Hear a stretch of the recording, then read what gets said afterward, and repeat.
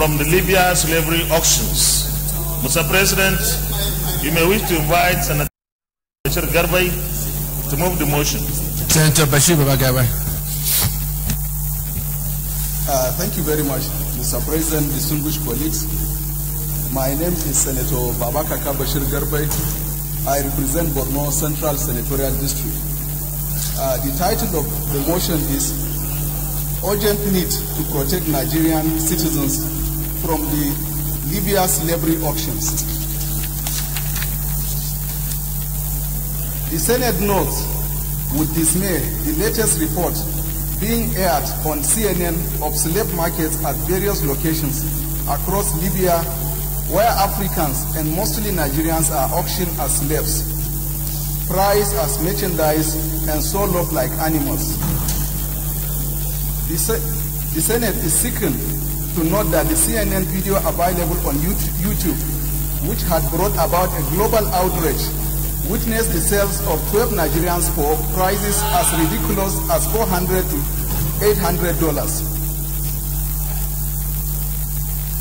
The Senate notes with utmost concern and grief that this completely stone-age, inhuman and barbaric act is going on today within the 21st century civilization.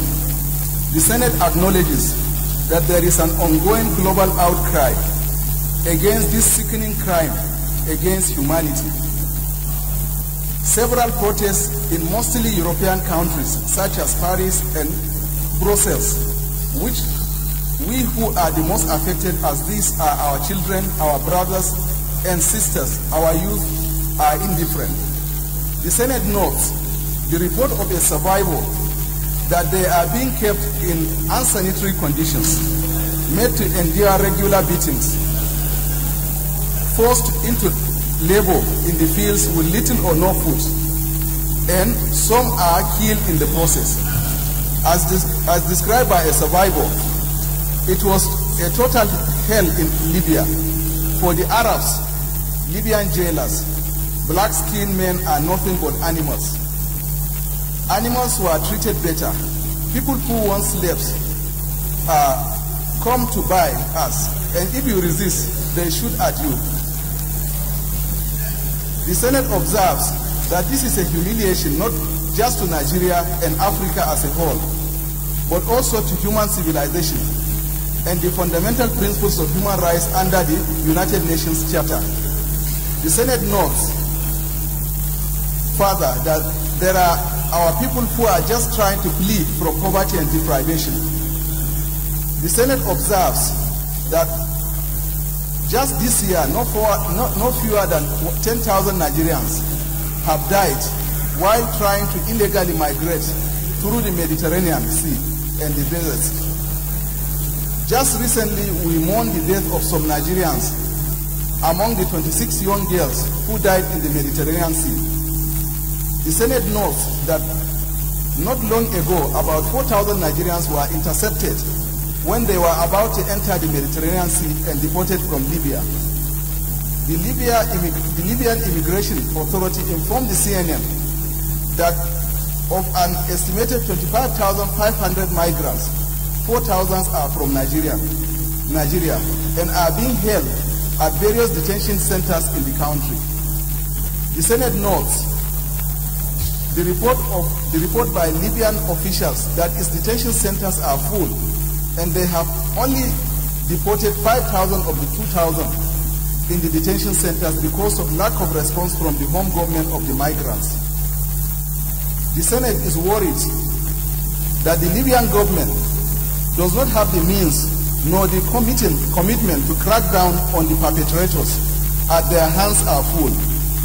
Hence, these smugglers' networks are killing, torturing, extorting, and detaining migrants at will. The Senate is aware that other African countries, such as Ivory Coast, that is Cote d'Ivoire, have taken active steps to protect their people from these despicable acts and bring them back to their home countries. The Senate observes that our Constitution makes the welfare and protection of citizens as the reason for government, and we will be falling in our daily duty if we sit idle and watch any Nigerian being put into slavery. Every Nigerian's life matter. Accordingly, Senate resolves, number one, to condemn in totality the current depravity and sheer animalism being exhibited by these Libyans selling fellow Africans as slaves. Urge the federal government to urgently investigate how many of our people are affected. Urge the federal government to urgently commence the process of repatriation and rehabilitation of Nigerian citizens caught up in this despicable treatment and human rights abuses. And urge the federal government to take all diplomatic steps to ensure that everyone involved is held accountable to face the full weight of international law and justice. And I so move, Mr. President, distinguished colleagues. Senator Wakil.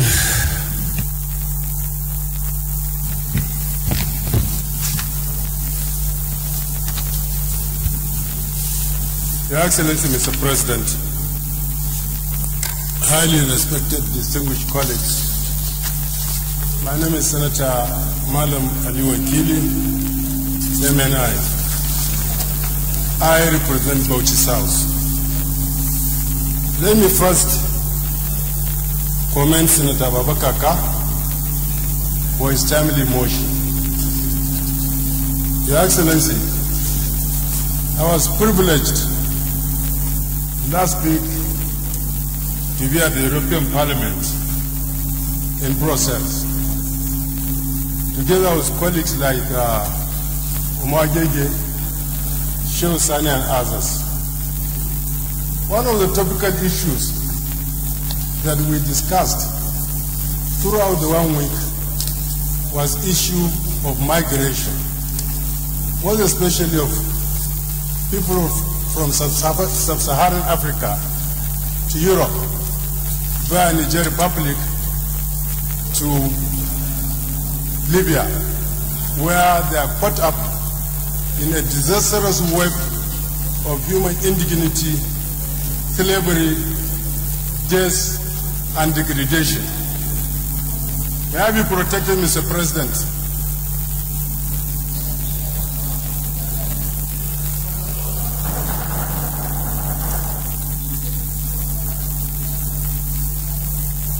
Your Excellency, sir, while Baba Kaka has captured what we need to do, I feel that we need to address the root causes of this issue of this migration. There is the issue of poverty that is bedeviling our people. There is the issue of poor governance. There is the issue of the fact that we have corrupt leaders that have taken our wealth to the Western countries, and that it is not helpful to them, nor to their descendants, nor to us as our people. What was brought to bear at the European Parliament was the fact that our educational system needs to be looked into.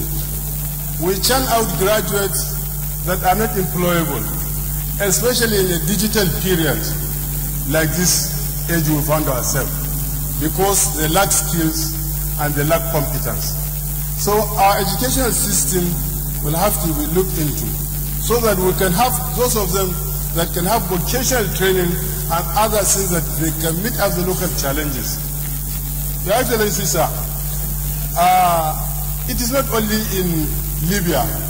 Yesterday I was privileged to sit down with the Senate leader, Senator Obaleshitu, brought this issue that in the same Cote d'Ivoire, there are over 5,000 Nigerians that are in the same state of degradation.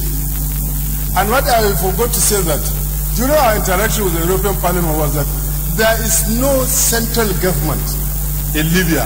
There is semblance of central government, but still Libya is controlled by militias that everybody has a ragtag army, and that is very difficult for us to go into that one. I support the motion, I support the prayers. Let us look at it and add other factors so that we come up with a holistic vision. And the Nigerian government will have to look into our education system and in the issue of good governance. Mao Ibrahim has said it to the Europeans that they are contributing to this migration. He has spoken a lot and I'm sure when a report is submitted by the members that went to the parliament, we'll have other things to add to the motion. Thank you, Your Excellency. Senator Dino-Melaye. Mr. President, my very respected colleagues, Dino-Melaye, Kogi West. Mr. President, I rise this morning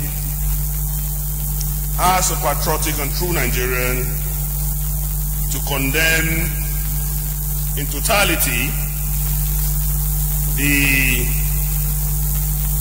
continuous dehumanization of Nigerians in Libya.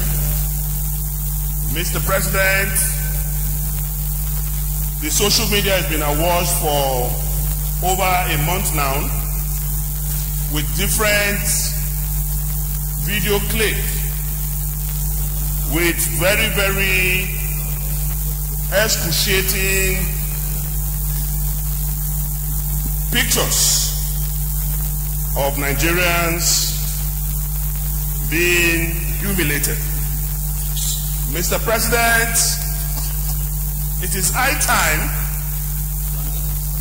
we resign to citizen diplomacy as practiced by the United States of America across the globe.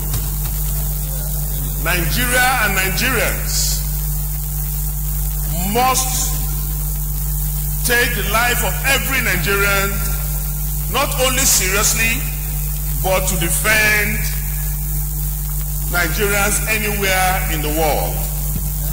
I am particularly surprised, Mr. President, that these video footages have been on YouTube and social media for over 1 month, and there's not been one very drastic position by the federal government of this country to condemn and take very proactive position on the lives of Nigerians outside the shores of this country. Mr. President, the President of the Federal Republic of Nigeria, our highly respected Muhammadu Buhari, the Vice President, the Senate President, all the governors, including every senator seated here this morning, took an oath of office, Mr. President. We had the Bible or the Quran on our left hand, and we had the Constitution of the Federal Republic of Nigeria on our right hand. And we swore to uphold both. And these books both condemn in totality any dehumanization of any persons within or outside this country. And the second chapter is very clear that the security and the welfare of the citizens shall be the primary occupation of government. And Mr. President, we must be seen at all times, either the executive, the judiciary, or legislative arm of government, to defend this portion and primary objective of our Constitution. So, Mr. President, I submit myself to the prayers of this motion, and I want to thank particularly the mover of this motion for his patriotic and compassionate move this morning, that not only in Libya, anywhere a Nigerian is found in the world, Nigerians and the government must be interested in the welfare, the well-being, and the security of Nigerians. So I do hope that we will abide by the positions of this motion and then spur the executive arm of government to take a proactive position in support of Nigerians in diaspora. I want to thank you for the opportunity. Senator Albert Akwe. Thank you, Mr. President. My distinguished and respected colleague, Senator Albert Akpan, Akwa Ibom Northeast. Mr. President, I rise to commend the mover of this motion and to add my voice to this motion. Mr. President, if the pictures, the videos that are trending in the social media is anything to go by, then this is what we can call man inhumanity to man. Mr. President, every Nigerian, wheresoever he is found, is entitled for the protection by this government. Just yesterday, Mr. President, I equally saw in the social media that Samuel Eto'o of Cameroon chartered 2 planes to Libya to repatriate Cameroonians. And I believe that the time has come as a country, as a people, and as a representative of the people for us to begin to look at these things on a patriotic ground, Mr. President. I believe Nigeria has an ambassador in Libya, or Nigeria has a representative that is seconded to Libya. I believe an investigation of this nature, such an individual must be invited to also express himself on what he or she knows about this gory detail. Mr. President, I support this in totality, and I repeat, every Nigerian deserves the protections yes. So I support the motion in totality, and I urge my colleagues to support it. Thank you, Mr. President. The Chairman, Foreign Affairs, maybe you have something to yes. My name is Senator Monsura Sumono, representing Oyo Central Senatorial District. While the committee is aware of this, and we've taken it as our responsibility to contact and to work along with the executive arms, and as at yesterday, they've submitted some reports to us on this particular case, and also with the 26 Nigerians that were missing at the Mediterranean Sea. What I can confirm is it is ongoing, and we believe that within the next 1-2 weeks, we will bring our archive down to the plenary for us to look into.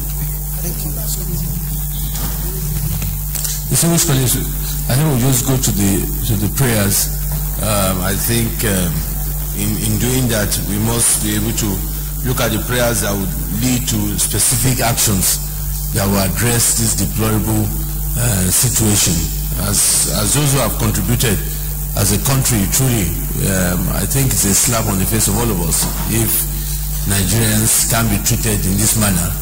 As somebody said, Ivory Coast, that is not as big as us, is taking actions to see how they can bring their own citizens back. We need to be doing similar things. So I hope when we go to prayers, we would address these issues. Prayer 1. Condemned in totality the current deliberation and sheer animalism being exhibited by these Libyans selling fellow Africans as slaves. Those in favor of prayer 1 say aye. Those against say nay. Yes, have it. Prayer 2. Urge the federal government to urgently investigate how many of our people are affected. Those in favor of prayer 2 say aye. Those against say nay. Yes, have it. The ayes have it. Prayer 3. Urge the federal government to urgently commence the process of repatriation and rehabilitation of Nigerian citizens caught up in this despicable treatment and human rights abuses. Those in favor of prayer 3 say aye. Those against say nay. The ayes have it. Urge the federal government to take all diplomatic steps. Maybe we need to be a bit specific when we talk about that. I don't know whether the Libyan, the foreign affairs have even summoned the Libyan ambassador here in Nigeria to explain what has happened. Chairman for Foreign Affairs, can you give us information so we can be a bit specific, so it's not too general in those areas? We can only invite our own ambassador in Libya to come and explain to us, along with the Permanent Secretary of the Ministry of Foreign Affairs, but we cannot invite Libyan ambassador that is here. Can the Minister of Foreign Affairs summon? Of course, the Minister of Foreign Affairs can summon the Libyan ambassador who is in Nigeria, isn't it? Yes. Yeah? Okay. So if we can urge the federal government to take all diplomatic steps to include summoning the Libyan ambassador here in Abuja to brief Minister of Foreign Affairs. Do we agree that to ensure everyone involved is held accountable to face the full weight of international law and justice? Those in favor of prayer 4 as amended say aye. Those against say nay. The ayes have it. Any other additional prayer? Yes, Deputy Senate President. Thank you, sir. You know, these people didn't just find themselves in Libya. It is the economic crisis, the hardship in their respective countries that pushed them to take these steps in the hope that they cross to Europe. So my additional prayer, sir, is that we urge the government at all levels in Africa to take steps to ameliorate the economic hardship feeding this migration crisis. Because even as we speak here in Nigeria, people are being sold. People are being sold even in Nigeria, they have been sold in Libya, they have been sold in Chad, everywhere. So even at home, we have problems. That's why people are escaping from the crisis, the economic crisis and the hardship. So we expect the government at all levels in Africa need to take steps to ameliorate the hardship that's feeding this crisis. Because I believe that if everybody has something to eat in his home, they will not take the step of trying to take the risk to cross to Europe through Libya and get trapped in Libya. So I think that is essentially what we need to do in order to stop this crisis. The governments at all levels need to tax the poor in order to also feed the rich, to tax the rich to feed the poor. So we need to find a way of making sure that there is hope for everybody, that there is meal for everybody, there is school for everybody, there is health for everybody. If we do that, nobody will take the risk of trying to move to Europe. Yes, what's the exact prayer, second?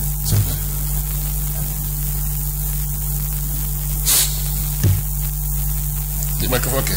Urge the government at all levels in Africa to take steps to ameliorate the economic hardship feeding this migration crisis. Urge the government at all levels in Africa, because it's not only in Nigeria, we have the same problem all over the place, even in South Africa, to take steps to ameliorate the economic hardship feeding this migration crisis. Senator Mao. Mr. President, Senator Marco, I don't know if I have the powers to second by little amendment, because I was thinking that the DSP would have restricted us to Nigeria, where we have authority and power. So I don't know if otherwise I second the motion. If we have the powers to urge other African states to take measures, then I second that motion.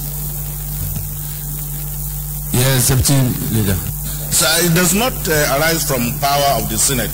The Senate is known as an institution that possesses both constitutional and legal and moral jurisdiction. So when the Senate takes certain decisions that can morally be supported, we don't need to have the power to do so. And there is nothing out of order to urge governments at all levels in Africa to take steps that will reduce this migration of our citizens to where they are being dehumanized. So I second this amendment moved by my brother and friend, distinguished Senator and Deputy Senate President Ike Ekweremadu. Distinguished colleagues, those in favor of the additional prayer urge governments at all levels in Africa to take steps to ameliorate this economic hardship feeding this migration crisis. Those in favor say aye. Those against say nay. The ayes have it. I thought that we might look at the fact that presently we all know that President Buhari is currently in Abidjan attending this AU, and that would be a great platform for the President to also urge the AU to really call a special session on this issue of selling of Nigerians and other Africans slavery in Libya, and also address the EU too of their own responsibilities in doing this. I think maybe that if anybody is, if it's a view of the House, maybe we can look to that as an additional deputy leader. You're good at drafting such prayers. Mr. President and my distinguished colleague, may I move that we urge our President, the President of the to call on a special session of the African Union to discuss the issue of slavery presently that occurs in Libya. To seize the opportunity of the ongoing AU summit in Abidjan to move for the consideration of the issues surrounding illegal immigration of our citizens across our borders.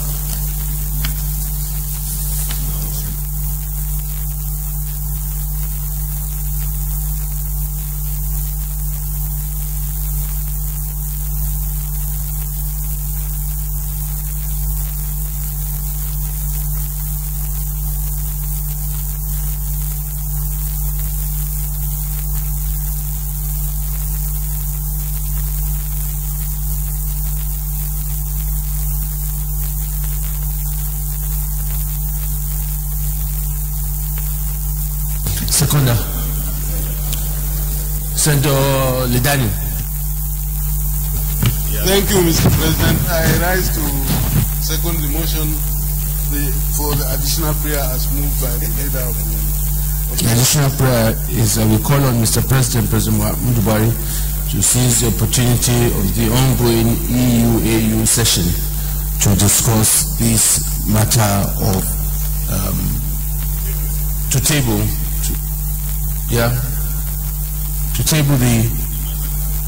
the matter. Those in favor of this additional prayer say aye. Those against say nay. The ayes have it. Thank you. Leader of the Senate. Mr. President and my distinguished colleagues, the fifth order of the day is a motion standing in the name of distinguished Senator Donald Alasha Dura and three others on the need to enforce the terms of the 1993 PSC agreement between IOCs and federal government. Mr. President, you may wish to invite distinguished Senator Donald Alasha Dura to move the motion. Okay, Abdullahi will move the motion, sir.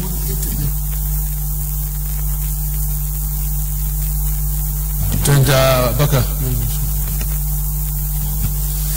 Thank you very much, distinguished President, my distinguished colleagues. I am Senator Ahmed Abubakar Nadaidi representing Adamawa South. I stand to take the motion approved by Senator Donald Alasha Dura from the South. The motion is the need to enforce the terms of the 1993 production sharing contracts agreement signed between IOCs and the federal government of Nigeria. The Senate notes that with shock that Nigeria lost close to $60 billion with the non-enforcement of the terms of production sharing contracts signed between the federal government of Nigeria and the international oil companies in 1993 through the Nigeria National Petroleum Corporation.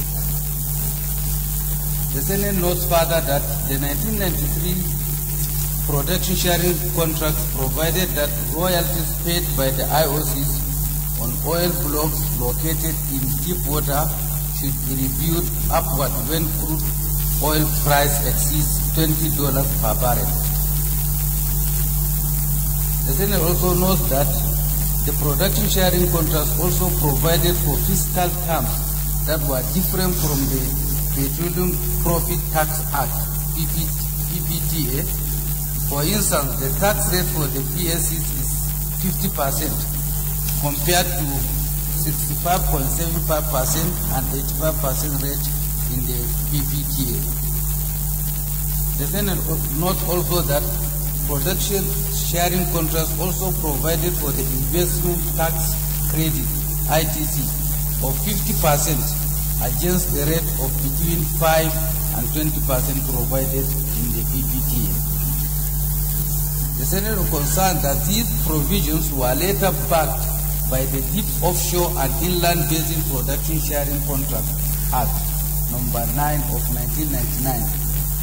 Significantly, Section 16(1) and 2 of the Act provides that if the price of crude oil at any time exceeds 20% per barrel, the share of government shall be renegotiated to such extent that the production sharing contract shall be economically beneficial to the government of the Federation.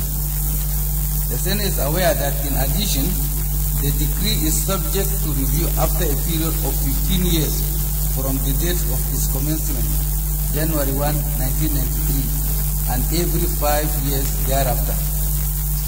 The Senate is worried that oil price crossed the $20 mark in real time in May 2004. And yet the royalties were not reviewed upwards as provided by the terms and conditions of the production sharing contracts 15 years from 1993 as provided by the terms of the contract, leading to monumental loss of revenue to the Federation. Accordingly, the Senate resolved 1.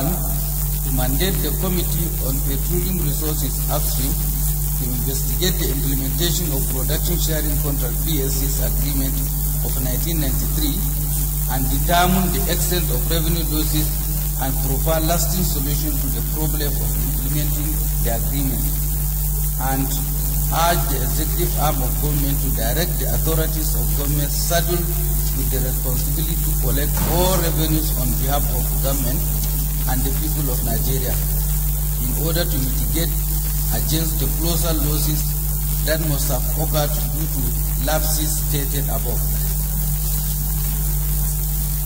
I so move. Thank you. Senator Abdullahi. Thank you, Mr. President.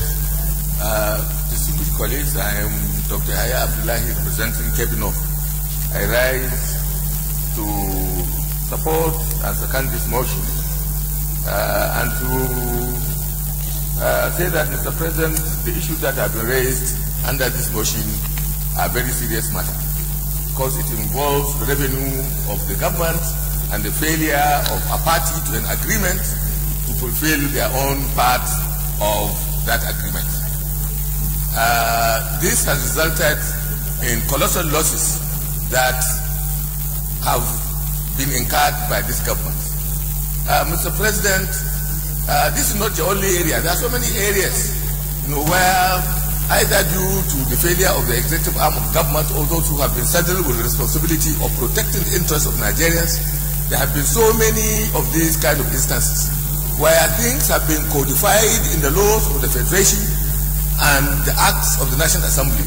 But those who are supposed to implement those laws are not being true to the true disposition of the laws that have been passed duly by the National Assembly or those that have been domesticated when democracy came back to this country in 1999. Therefore, I think, Mr. President, this is an issue that should really concern all of us, because any loss to the Federation is a loss, of the entire people of this country.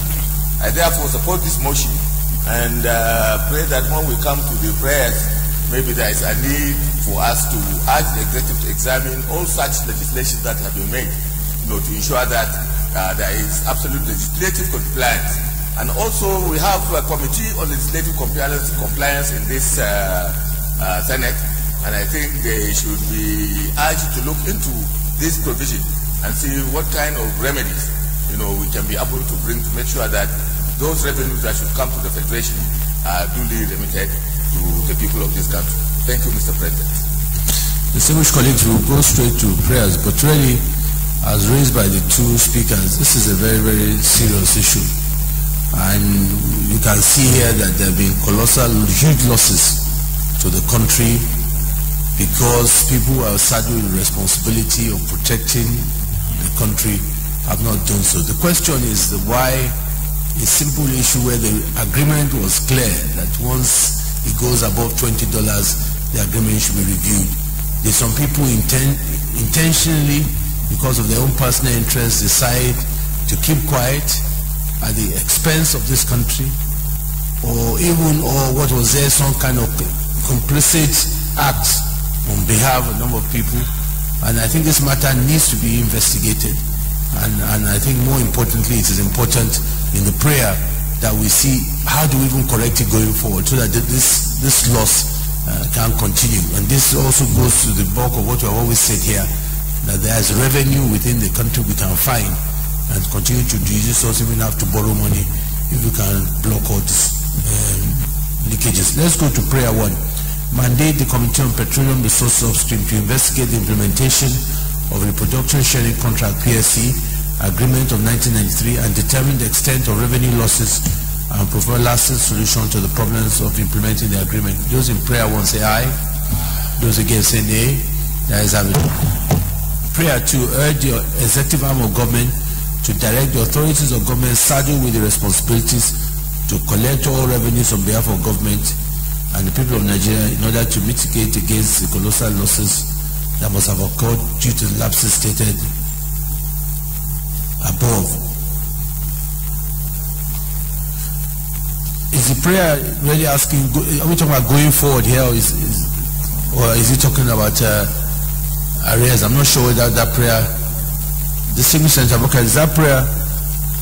Because I thought the prayer we should be talking about now, prayer 1 has addressed what has happened. Prayer 2 should be talking about how do we, correct the lapses and ensure that the right kind of revenue starts coming to government coffers. Yes, Senator Booker. The prayer is just what you say above, is just to add the various so that we collect all the various sums that were lost over the years and remit it back to the federal government. How would that be a bit difficult if the agreement, if the oil companies would claim that they were going by the agreement? I mean, it's our own people who have been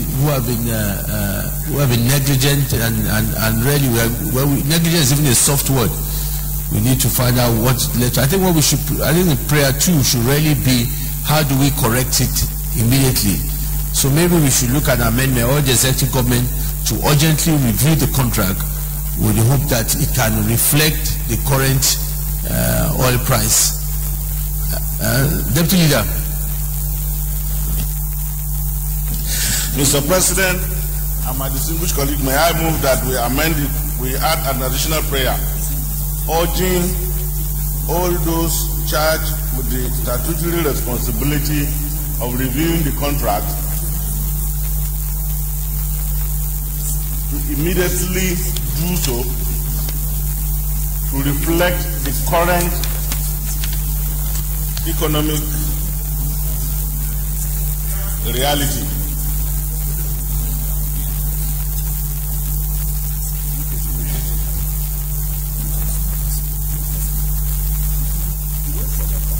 Yes, sir. But I don't know what you have, sir. Repeat what you said. Urge all those charged with the statutory responsibility of reviewing the contract to do so to reflect the current economic reality.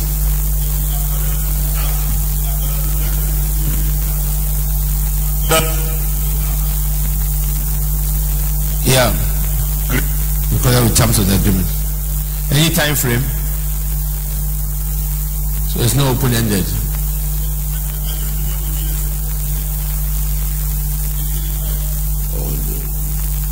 Okay, immediately. Okay.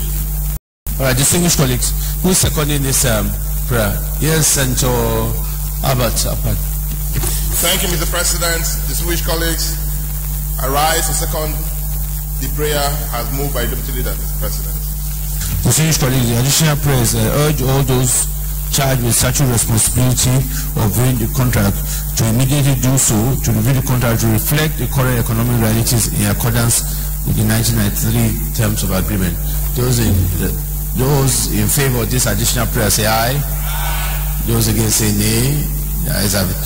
So the prayer 2 will negate that, so I'll put a question anyway. The original prayer 2 urge the executive arm of government to direct the authorities of government saddled with the responsibility to collect all the revenues on behalf of government and the people of Nigeria in order to mitigate against the colossal losses that must have occurred due to lapses stated above. Those in favor say aye. Those against say nay. The nays have it. Any other additional prayer? Yes, Senator Yusuf. Yes, sir, I observed that at prayer number 1, because revenue is involved, I thought, the Committee of Finance should be added to Committee of Upstream. Distinguished colleague, Senator Yusuf has raised a point. Any contributions on his observation? He is saying that the Committee on Finance should be mandated to join the Committee on Petroleum Resources Upstream. I think it makes sense, the Committee on Finance. Can somebody second the amendment? Senator Abdullahi Aliyu Sabi. Mr. President, distinguished colleagues, Aliyu Sabi Abdullahi, Nigerian Ops. I rise to second the motion moved by Senator Yusuf for the Finance and Senate Committee on Finance to join the Senate Committee on Petroleum Resources. I so second. Distinguished colleagues, those in favor of prayer 1 as amended say aye. Those against say nay. The ayes have it. Leader of the Senate. Mr. President and my distinguished colleagues, the 6th order of the day is the second reading of the Appropriation Bill 2018.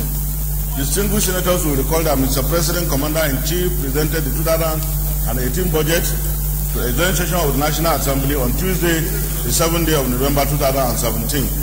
And in accordance with our Standing Order 92-1B, the 2018 appropriation is deemed to have been read the first time by virtue of the presentation of the bill to a joint session of the National Assembly. Mr. President, with your permission, I move that the appropriation bill 2018 be read the second time. Debate is still going on. A resumption of the debate.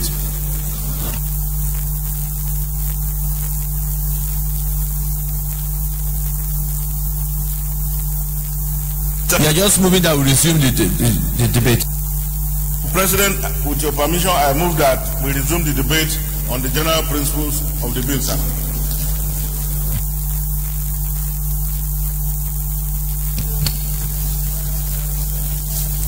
Mr. President, distinguished colleagues, I rise to second the motion that we resume the debate on the general principles of the 2018 appropriation bill. Distinguished colleagues, those in favor of the motion that we hereby resume the debate on general principles of 2018 budget, say aye. Those against say nay. The ayes have it. Distinguished colleagues, I'm going to go by the list already that we have. Again, according to the rules, we give each person 5 minutes. Senator Olujimi is our timekeeper for this session. So the first person on the list, Senator Dilemilai. Okay, he's not around. Senator Barao Jibril. He's not around. Senator Mohamed Adamalero.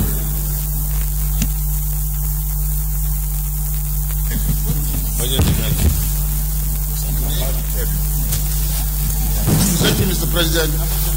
I remain Mohamed Adamalero, representing KB Central. Mr. President, distinguished colleagues, my first comment on the budget is on the benchmark price of oil, which is put at $45 per barrel. I believe this is very, very low. We should review it upward to about $50 per barrel. And the reason for that is because already Nigeria has been exempted from oil production cut by Ministerial Committee on OPEC. If we do that, we will have about $4 billion. So there is no need even to go and borrow money to finance the budget.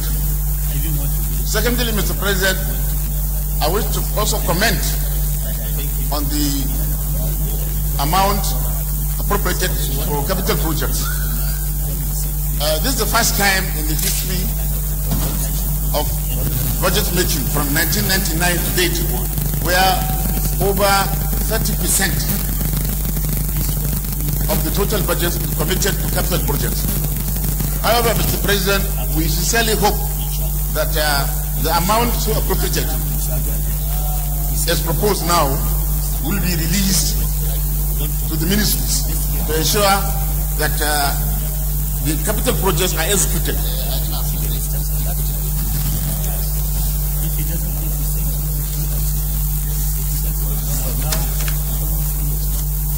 Mr. President, I also want to comment on what the President said about smuggling.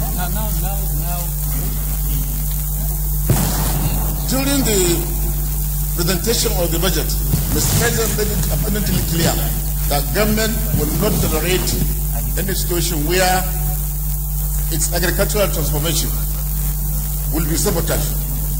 And I quote him, any person involved in smuggling of food items will be considered as a threat to our national security and will be dealt accordingly. Mr. President, so many people have invested in vegetable production, in rice production and milling, in sugar, and also production of sugar. But the activities of smugglers is seriously threatening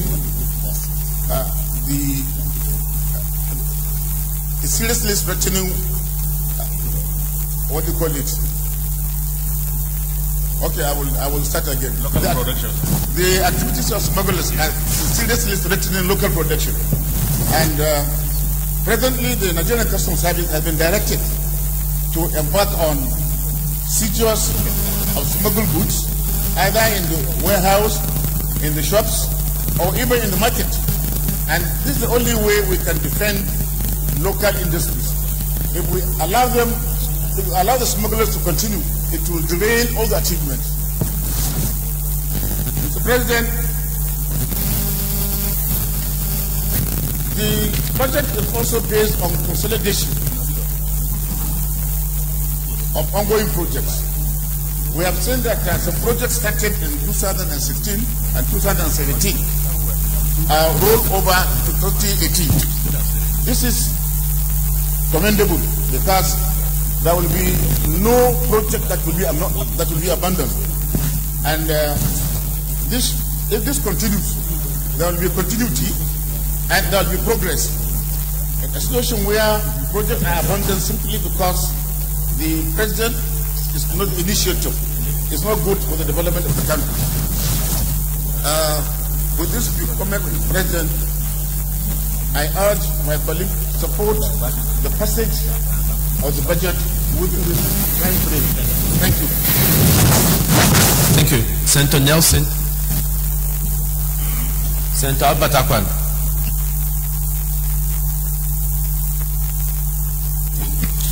Thank you, Mr. President.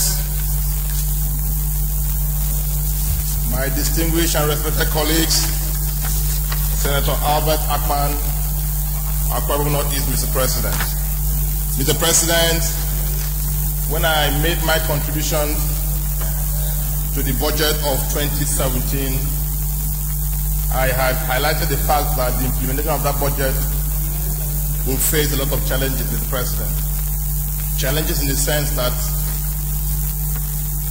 with a deficit of 2.3 trillion at that time and a capital budget projections of over 2 trillion, Mr. President, it was glaringly clear that we could only meet our capital budget expenditure if we were able to borrow.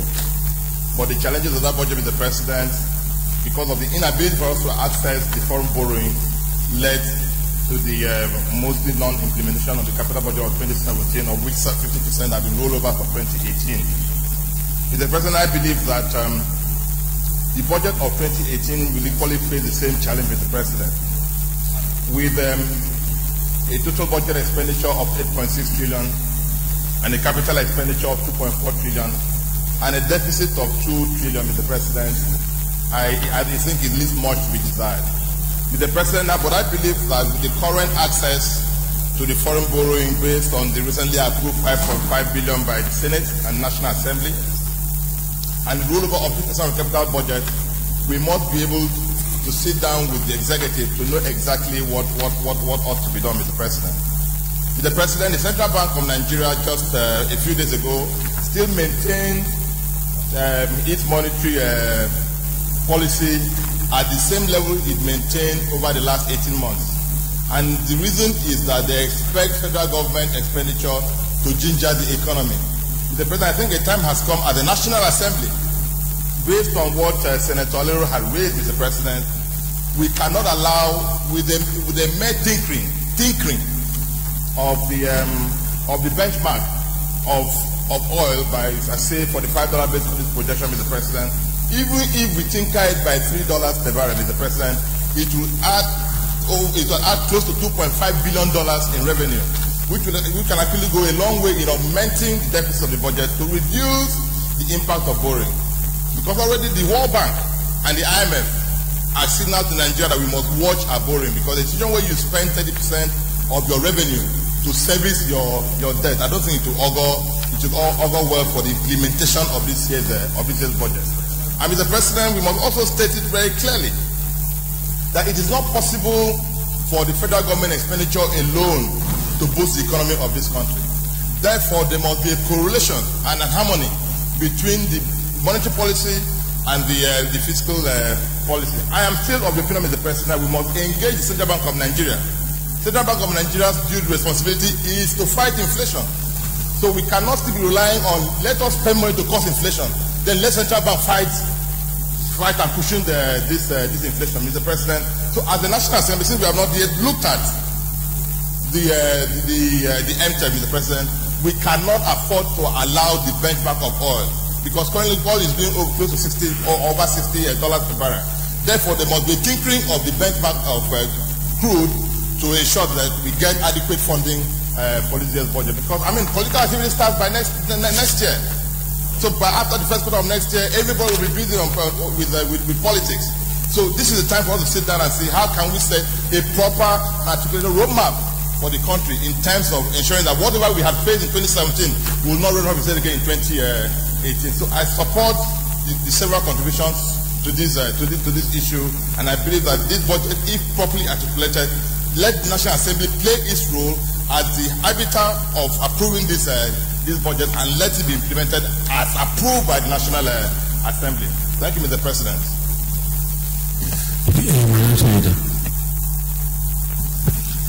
Thank you, Mr. President, distinguished colleagues. I'm happy to lend my voice to the debate on the 2018 appropriation bill before us. Mr. President, first let me commend the framers of the budget for bringing the budget on time. It will help a lot to be able to go back to the usual budgetary year of January to December. And I want to also urge my colleagues to look at it so that we can pass it expeditiously and then implement it on time. But Mr. President, looking at the total outlay, two things come up. The first that is worrisome is the aspect of the borrowing. I recall in 2016, 2017, we were predicating the budget on external borrowing. Unfortunately, at the end of 2016, what happened was we depended more on domestic borrowing with very high interest rates. That distorted the entirety of the budgetary plan, with the result that the banks were making money and then the country was losing. We now needed a larger chunk of the resources of the country to pay interest on domestic borrowing, because we could not get what we wanted on one digit as earlier contemplated. Another aspect of the budget for 2018 is my worry on the implementation of the 2017. If it is true that as of this December, we are still talking about 15% implementation of 2017, I don't know whether it will be in the interest of the government and the interest of all Nigerians if 2017 budget is not implemented even up to 50 or 60%. Because what that would mean is that not that we are shortchanged, but the government will not be able to meet its expected dividends of democracy to many Nigerians. But commendable within the 2018 provision is the fact that I'm happy again that just like last year, even though it has not been implemented, this year's 2018 budget has raised the capital outlay to about 31%, about 30.8%, and that is a far cry. Or let me say that that is a major improvement from what we used to have in previous years, when we used to have about 20%, 18% capital outlay. And I've always said that you cannot put something on nothing and expect it to stand. You can't expect roads to be done between Lagos and Kano, between Lagos and Calabar, Akwa Ibom, when we don't have the budgetary provision for it, when the country depends on 78% on recurrent expenses and less than 22% on budgetary expenses for capital. So this 2018 budget has hope that yes, indeed, if we can implement it and give 31% to capital outlay and really implement it, that yes, we can have something on the ground for Nigerians to be proud of. Because at the end of the day, the basis of industrialization and job creation remains basic infrastructure, which I believe that this budget is seeking to address. Mr. President, I also want to say that yes, indeed, if implemented, that we can also see something in respect of employment opportunities being created for youth, and of course, improvement in the educational sector. So I want to urge my colleagues that yes, indeed, we have a budget before us, but the budget before us, as usual, is just an estimate.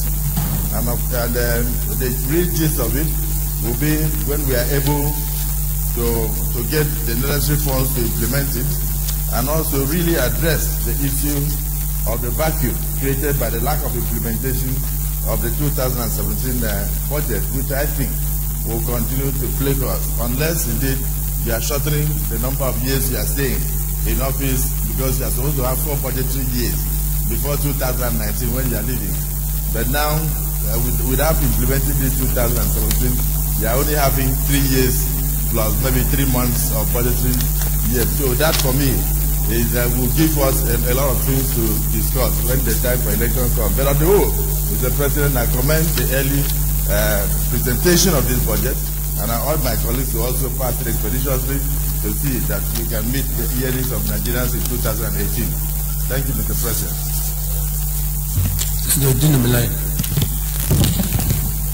Mr. President, my very distinguished and respected colleagues, Dino Melaye, Kogi West. Mr. President, it is my pleasure to debate the budget proposal of Mr. President for the year of the Lord 2018. I want to start, Mr. President, by saying that it is time for us as public officers at all levels in this country to be sincere to the citizens of this country. I often say this, and I'm repeating it again, that do we continue in sin and ask grace to abound? Mr. President, everyone in this chamber today will agree with me that the ambitious 8.612 trillion budget is not realistic. Mr. President, must we every year begin to propose a budget that is not implementable, a budget that is not realistic? For once, let us cut our coat according to our size, if possible according to our material. Mr. President, a budget proposal of not more than 4 trillion would have been most appropriate for us in the preceding year to come. I also want to propose, Mr. President, that the benchmark on crude oil at $45 per barrel is too low. I propose a benchmark of $50 per barrel. I also ask this question, Mr. President, the oil production estimate at 2.3 million barrels per day, is it realizable? If it is not realizable, why are we proposing what is not going to happen? It is time we open up with every sincerity of purpose of heart and commitment to Nigerians. Let Nigerians know the truth, and the truth, by the grace of God, will set us free. Mr. President, the real GDP growth at 3.5%, is that also realizable? Mr. President, it is time we embrace truth in governance. And our responsibility here is to speak the truth to ourselves and speak the truth to relevant authorities. Inflation rate of 2.4% as proposed in this budget. Mr. President, is it realizable? Mr. President, it is the situation is becoming gradually calamitous. Mr. President, I am also proposing that enough of government funding some capital projects in this country. Government have no business in agriculture, Mr. President. Government have no business with water resources. These should be transferred to states. For example, this year, Mr. President, you have a budget of 118 billion capital in the Ministry of Agriculture. And you have a recurrent of 56 billion in the Ministry of Agriculture. If we cut down our expenses, Mr. President, then we will begin to make sense. For example, Mr. President, we can transfer all institutions, educational institutions and trainings in the agricultural sector. These services of these agencies and parastatals can be transferred to our higher institutions of learning, universities and polytechnics. This will drastically help to reduce government spending and then boost our budget. Mr. President, we think we are increasing the budget, like what we have here. The proposed aggregate of 8.612 trillion is 16% above the 2017 budget estimate. In our own thinking, or in the mind of the executive, they have increased the budget by 16%. But when you compare that amount to dollar, you will know that the money actually have reduced. There is no increase but reduction by the time you convert what you have now to dollar, especially at 305. The rounding up center, the time is up. I want to say that the budget as proposed and laid, it is a budget of the elites. What we need now in this country is the budget of the masses, the budget of Talakawa, of the Mekunus, where capital projects will be implemented, where projects and activities that have direct impact on the poor, the have-nots, the Talakawas, the Mekunus will be implemented. All this budget and all this English we are speaking here, Mr. President, will mean nothing if at the end of this budget, new budget here, we will still be having 20-30% implementation of capital projects. It is time to wake up and address with every sincerity of purpose of heart and commitment the actual need of the Nigerian people. We need a budget that is pro-masses and not for bourgeois, for elites, for the haves in this country. Thank you, Mr. President. Senator Tejusu. Thank you, Mr. President, distinguished colleagues. I am Olanrewaju Tejusu, Ogun Central, Ogun State. Today, in contributing towards the budget for 2018, I want to align with the last statement of the speaker before me, Senator Gino Milai, that for 2018, we should ensure that the budget is that of the masses. And when we are talking about budget for the masses, we are talking about provision for basic needs for Nigerians. That is their health, power, and basic infrastructure. In the budget of 2018, the biggest ministry, biggest casualty is in the Ministry of Health, because the budget for Ministry of Health in 2018 has further been reduced, despite the fact that we have been clamoring for increase in budget of the health sector.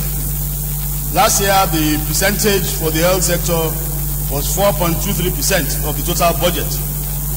This year, the budget is 3.9% of the total budget. This is despite the fact that even the budget of 4.23% of 2017, only 15% has been released. so far.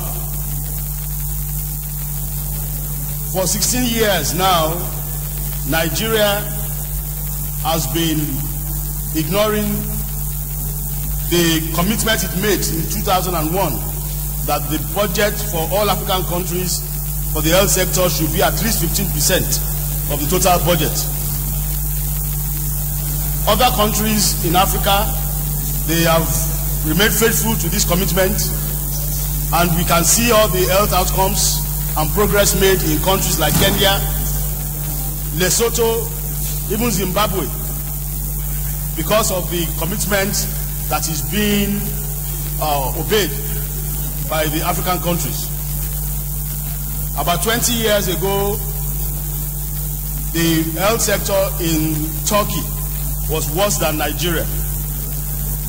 But today, Turkey is a medical tourism destination because they have adhered to the commitment of having their budget minimum 15% for the past few years. We need to make the executives obey the laws that we have passed here concerning the health sector. I congratulate the Senate for the resolution that we passed on the 15th of November, that the 1% of the Consolidated Revenue Fund must be included in the appropriation of 2018. My prayer is that we are resolute and we are able to make this 1% commitment that has been on the table for the past 4 years. Lastly, we don't need to deceive ourselves that the executives are having challenges concerning funding the budget.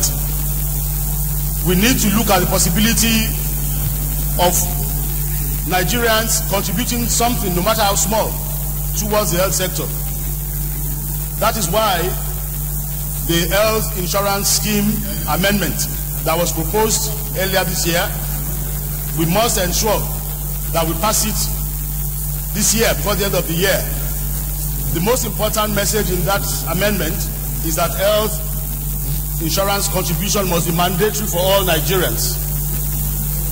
A minimum of 200 naira per month by about 100 million Nigerians will give us a minimum of 20 billion naira every month, which is about 240 billion. This is about 4 times the budget, capital budget of the health sector as of today. We need the citizenry to take over the financing of health sector also in this country, because we can see that the government cannot do it alone, and the health of the nation is crucial for all departments of this country. The education sector has been collecting 2% of the Consolidated Revenue Fund for the past few years, and I believe the health of the students is more important than their education. So if we can commit 2% to education, I believe 1% is not even enough for the health sector. So in summary, I want to ensure that this 2018 budget is inclusive of the 1% of the Consolidated Revenue Fund that we have all promised in our resolution to adhere to. I thank you, Mr. President. Yes, Senator Ali Sabi Abdullahi. Thank you, Mr. President, distinguished colleagues. Ali Sabi Abdullahi, I represent Niger North. Mr. President, distinguished colleagues, I want to join my colleagues who have spoken earlier in this very important debate. Mr. President, yesterday, one of our colleagues spoke about this budget in his own thinking, saying it was an imaginary budget. Mr. President, distinguished colleagues, I want to use this opportunity to perhaps awaken the thought and the thinking of my colleagues on what this 2018 budget is all about. Mr. President, distinguished colleagues, I want to add that my colleague who said the budget yesterday was imaginary, to wake up to the fact that as at 2017 we were talking about an economy in recession, and today we are all happy that the economy is out of recession. Mr. President, distinguished colleagues, I also want to say that my colleagues should wake up from the fact that his Made in Aba project is now Made in Nigeria project, and which is being supported at the highest level by this government. Mr. President, distinguished colleagues, I also want him to wake up from the fact that our ease of doing business has improved tremendously with a quantum leap, which I want to say the National Assembly Business Environment Roundtable started, and today we are all happy that the business environment is looking up. Mr. President, distinguished colleagues, most importantly, I recall that there was a motion on the exclusion of the Eastern Corridor railway line, which is now part of the 2018 budget. So I want to say, Mr. President, distinguished colleagues, that if my colleague is still thinking of imaginary situation, I think the motion he very much moved has been actually taken into consideration, and the budget this year is actually going to address that concern. Mr. President, distinguished colleagues, I would like to note that the diversification policy of the government, as important as it is, I think we need to look at it very critically again as we review the 2018 budget, so that we will definitely be able to ensure that all the necessary projects that will support diversification are actually allowed to happen. On this, I am a little bit worried that we seem to have neglected the rural development. The rural sector or the rural economy needs to be given, attention. With respect to roads, Mr. President, distinguished colleagues, I want to say that we need to do more, because we are actually saying the diversification is hinged on reducing the infrastructure deficit, and the road projects or our roads are in very deplorable condition. With respect to agriculture, the last speaker was alluding to the fact that our institutions are perhaps unnecessary or too many. In the contrary, I want to submit that we are not doing enough to support the institutions in our agriculture, and that's why we are not getting the result from them. And I want to say very clearly that all countries that are in the top 20 in all agricultural production, they achieved this because they were funding their research very, very well. Brazil, for example, for the past 10 years has been funding its agricultural research at 1 billion every year. And so they are able to have researchers that are providing technology and innovation that supports their agricultural production. In our own case, as I speak to you, Mr. President, distinguished colleagues, our agricultural research institutes and colleges are right now on their knees, and we must do something very drastic and urgent too to salvage them, otherwise we will not be able to get them to achieve the aim for which they were set up. Mr. President, the other aspect I would like to talk about is the issue of health. One of the policies that we've all agreed should be supported is to reduce medical tourism. When we come to look at the details of the budget, I think it will be very important that we ask the question, is the present budget activity going to guarantee a reduction in our people seeking medical attention abroad? With respect to education, Mr. President, distinguished colleagues, we seem to bother so much on providing classrooms. We have neglected to an extent the training and retraining of teachers and their welfare. And I think we should also pay attention to this, because the quality of our teachers is the key to the success of our pupils and students. Lastly, I would like to look at the issue of youth unemployment. Mr. President, distinguished colleagues, this is a ticking time bomb. The statistics are very scary, and we must interrogate this budget to see the extent to which employment generation will be made possible, so that our youth can be gainfully employed. We can give them all the necessary wherewithal to support their creativity and innovation, so that they can create wealth for this country and also create more employment. Mr. President, distinguished colleagues, I believe we are on course, but we need to be very critical when we come to look at the details of the budget. I have to cut you off now, you're running. Senator Dari, Senator Samayaw, Senator Philip Bunka.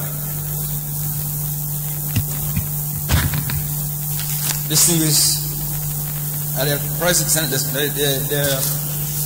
President of the Senate, my distinguished colleagues, I am Senator Philip Aruwa-Gyunka, representing Nasarawa North Senatorial District in Nasarawa State. I stand here to make my own contribution on the 2018 budget. I check critically and understand that the budget was increased. The 2018 budget was increased by 16% as against the 2017.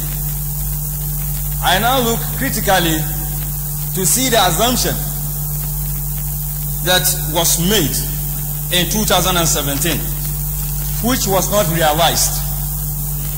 I now begin to ask the question, what magic do the federal government think that they will do to increase the assumption to meet up this budget of 2018? We should not be thinking about acquiring loans, going to look for external loans to sponsor the budget. We should be looking into what we have in the country that we can generate revenue to sponsor this budget. But all our assumptions have been targeted on how do we raise foreign facilities. Facilities are meant for leverages, but not to be capitalized on. Secondly, education, as we are all aware, that this is the basics to which every country and which every nation, every prospective society will have to look into. Going by this, the total, the budget given to the education this time around is less than 10% of the total budget of the Federation, as against the minimum of 26% as recommended by the UNESCO. If we are not to look at it, 26% of this, if we can put it into the education, we understand that what we have been crying for the development, crying for awareness, to conscientize our people, and to make everyone in the society today to enjoy this education. We need to go to the rural areas and see what actually is lacking in the society. You see people sitting down under the trees, sitting down on stones, gathering stones to sit down and listen to lectures or listen for their teaching. This is very uncalled for at this very society that we are called the giant of Africa. And if indeed we are the giant of Africa, we have to show it by example. This is lacking in this system. As well, when we go to the health again, health system, health is wealth. When you look onto it, the total budget of this year is less than 1% that have been given to the health sector. If you look onto it, what do you say about it? Many people are dying today in hospitals. Common Panadol cannot be provided in the hospitals simply because these are not provided for. And now we are looking at how can we come? If all of us are sick here today, we cannot come here to deliberate. We have to look into this issue and see that health is given a very good consideration so that at least everyone will be wealthy, health-wise. Importantly also to note, we are talking about this hydroelectric power in Mambila. What is the secret about it? We look onto it every year, year out, year in. We keep on budgeting money. This year was 9.8 billion that was allocated. What happened to the past? Why can't we go to deep down and see what is happening? I looked at it and said, if all of us today will agree that let us ban the importation of generators, then I know the power sector will come to stand in Nigeria. But if we do not do that and we continue to encourage them, these are the saboteurs. They will sabotage all the effort that we have been doing to see that yes, power comes to stability in this country. We have to look into it so that at least everyone, it's not everyone in the society, those in the village cannot afford this power. And yet we are talking of irrigation, we are talking of farming. They need this power to see that yes, there is power that goes into them. If you say you want to put generators in the villages to empower the irrigation system, how much will they get? That is not going to help us through. I look at it as I said, if we look at the capital budget, this year, this time around, we look about 2.1 trillion that was budgeted last year. Only 450 billion was released. That is equivalent to about 20.7% to the capital. Why? How do you think that this country can grow if we are not encouraging the capital system, the capital projects? If we are not encouraging development in capital projects, and we have been talking of generating revenues, these are the assets that when the capital projects are being encouraged, we are going to attract investors that will come into this country, and less importation will come in. Then we encourage the exportation of our products. And if we encourage the production of exportation, definitely the naira and balance of trade and balance of payment will come to stand, and naira will have to force the dollar to come down. And I believe with that we can achieve the goal that is required for this country. Time. So Zabuka, just round up here.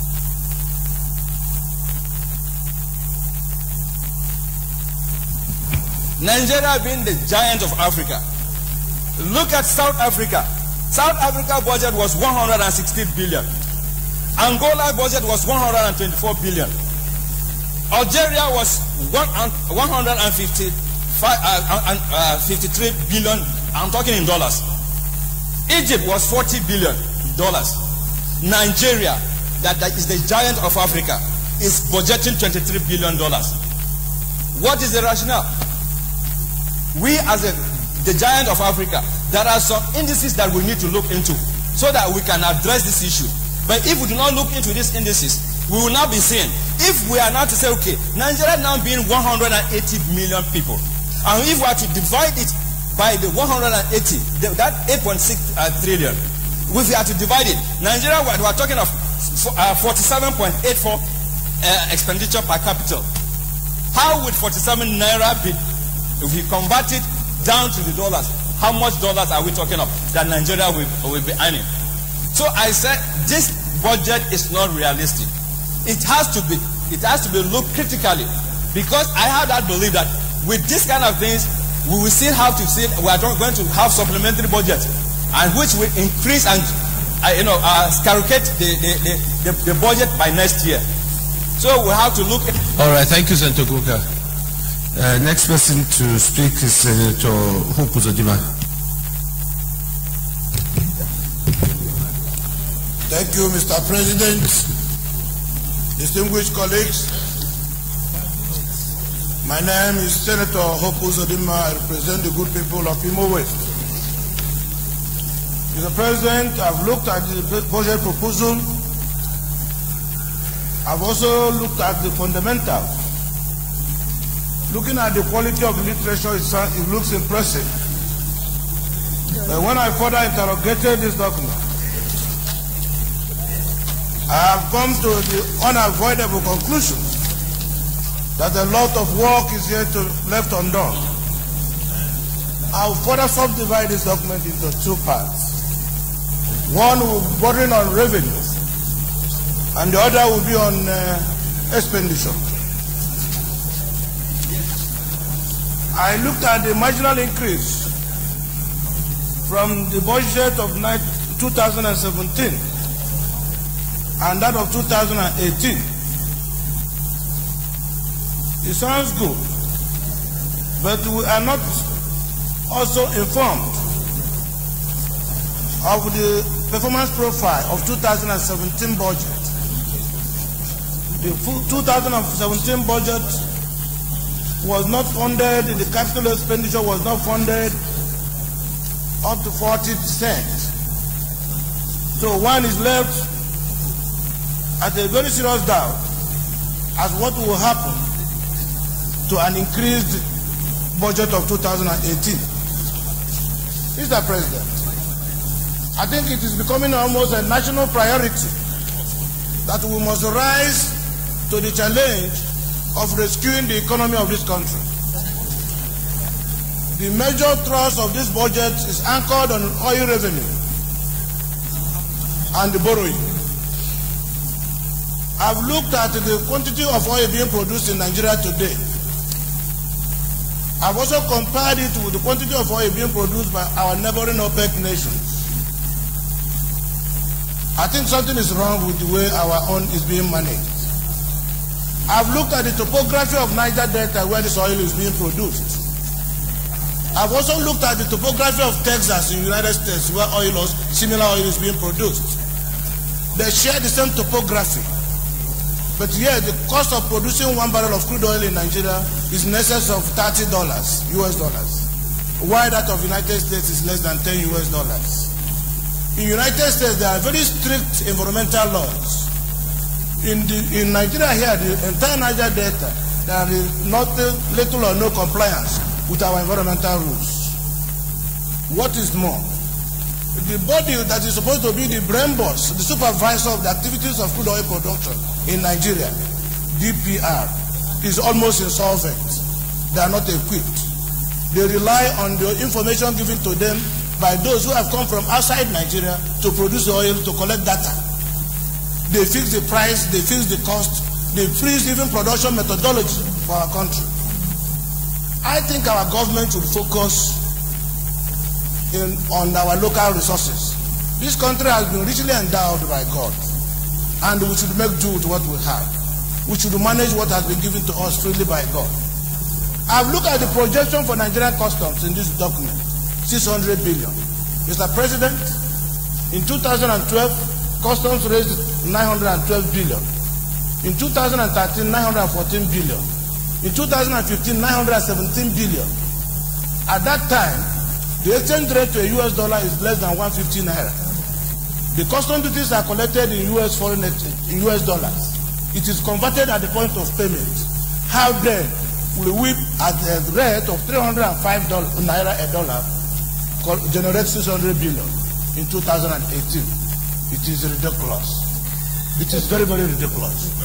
Mr. President, do you know that in the fiscal policies of Nigeria through the Federal Ministry of Finance is being used to rape this country economically. I want to say, and I want it to be placed on record, that abuse of our tariff book and the fiscal policies in this country is the reason why our economy is sleeping.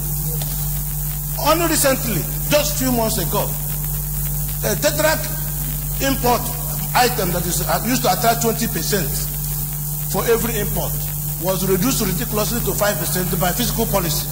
And we are losing over 700 billion naira a year as a result of that action. And all the local manufacturers are now folding up. Mr. President, who are responsible for our ordeal. We need to expand the Federal Ministry of Finance. From 1999 to date, it is only now that one minister is managing that ministry. A lot of responsibilities are there in that ministry. That is the economic brain boss of our country. And something must be done. We should all rise. We are not in recession. It is the mismanagement of our resources. The mismanagement of our resources. Every day in and day out. Look at the 2003 Cotonou agreement. There was an agreement between this country and Cotonou where the two countries are supposed to man all the entry and exit points. But our own our neighbors have not kept faith with that agreement. There's so much insincerity and double standards. It is becoming a paradox, and we must rise against it. I want to say that our fiscal policies, our tariff handbooks must be subjected to legislative approval. Henceforth, going forward. So it is not about how much money we have. How is the money being managed? It is not enough to go for Eurobond. How will it be managed? We have local alternative, and we must use what we have to get what we want. Thank you. Senator Olujibi.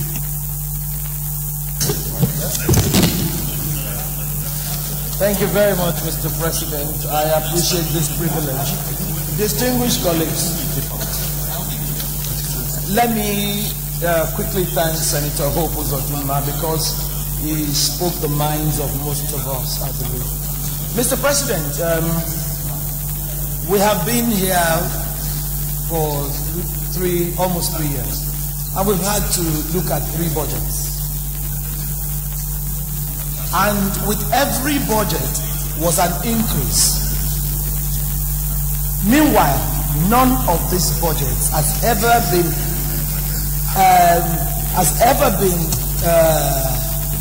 implemented 40%.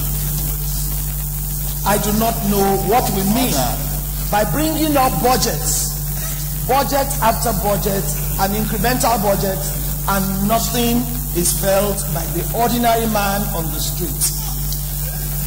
Mr. President,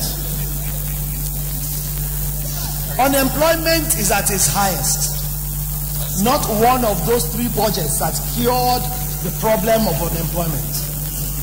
Not one of those budgets has done what it planned to do by ensuring that there were social safety nets. Every budget that has been passed has not been properly managed by this government. Implementation of this outgoing budget is less than 10%, Mr. President. There is constant increase, and we have not been able to justify the need for the increase.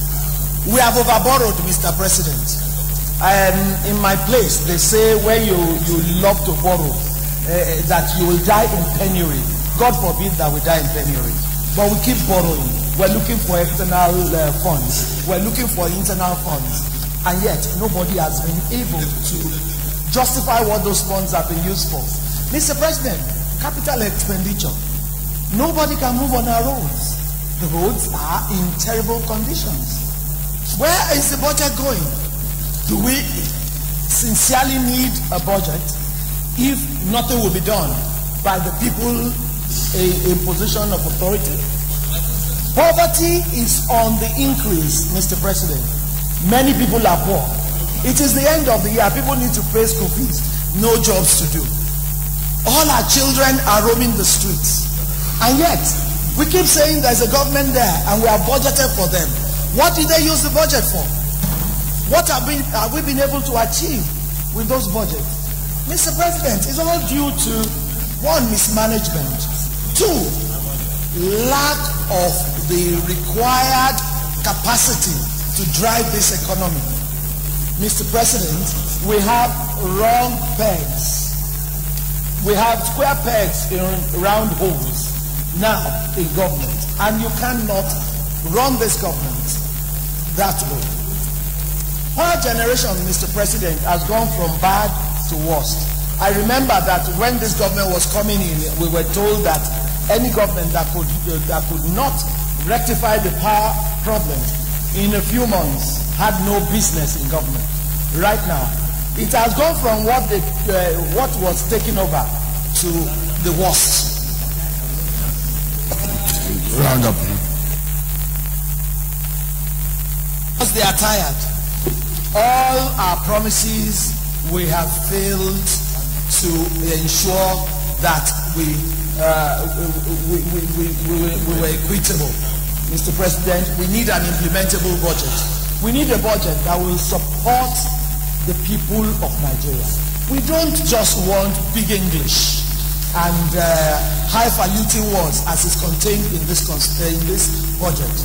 We want a budget that is people-friendly and has a human face. The time is now. There's only one more budget left for this government, and that is what will define this government for the next elections. Thank you very much.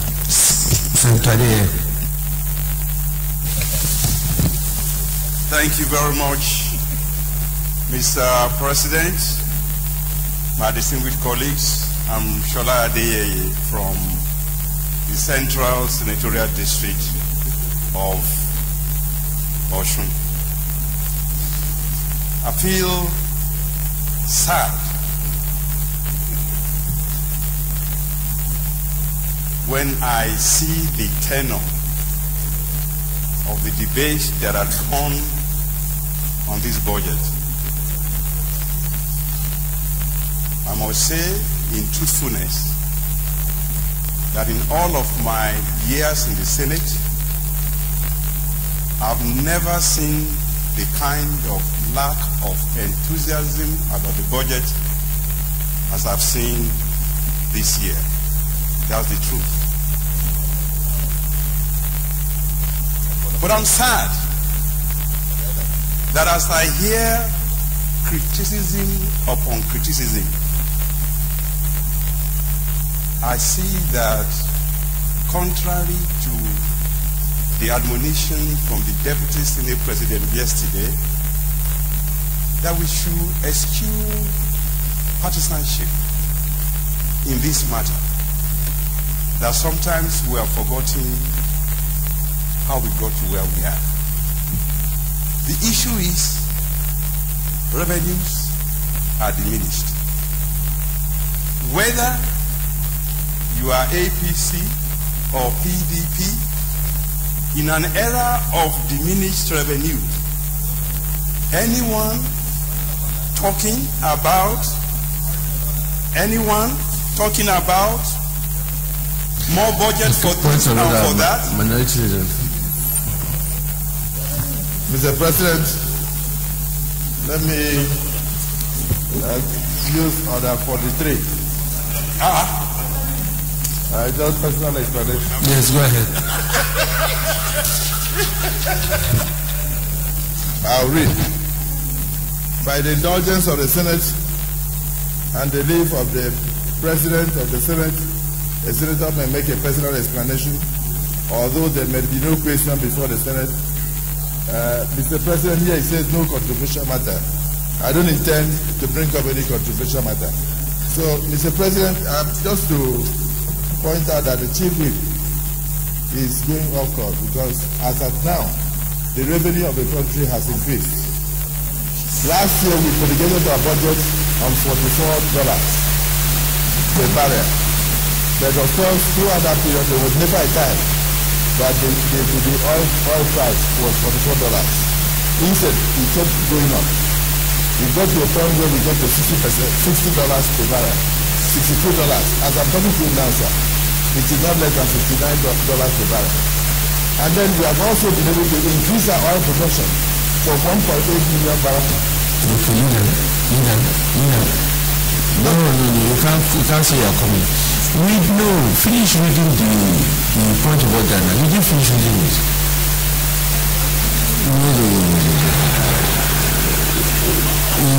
We operate here with procedure. Read the. Once you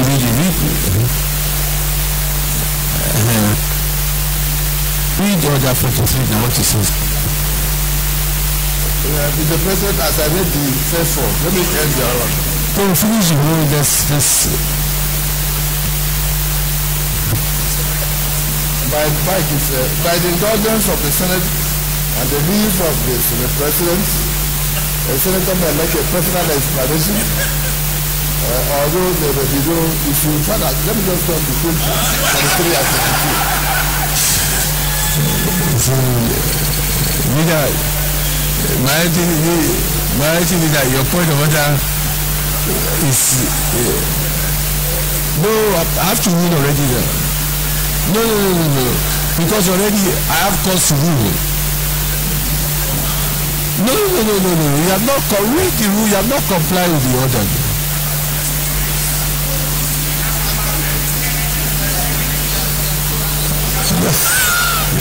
You came order 43.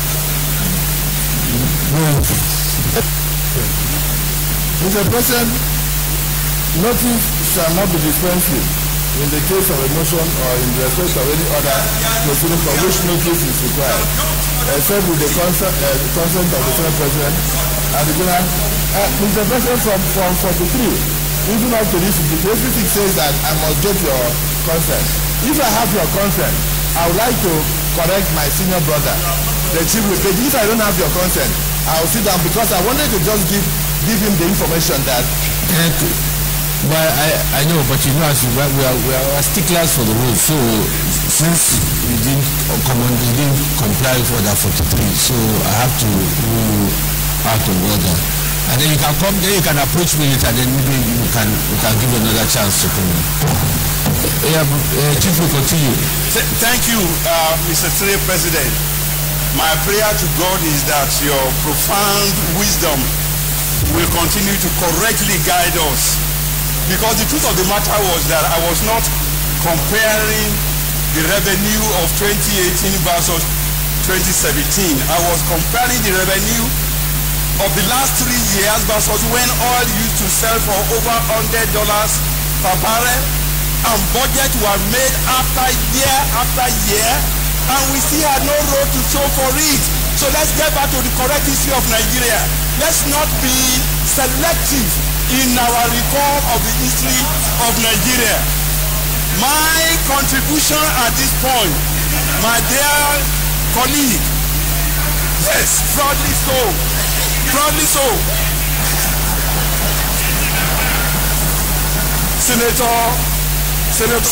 Senator Dino, can you not distract the children? No, you are distracting. You are distracting the children. Chief will carry on. You are protected. But seriously speaking, somebody has risen in this place, I believe in good conscience, to say the money for health is not enough. Let us all agree. Let us also be honest to ask ourselves, in what other federal system in the world do you say primary health is the responsibility of federal government?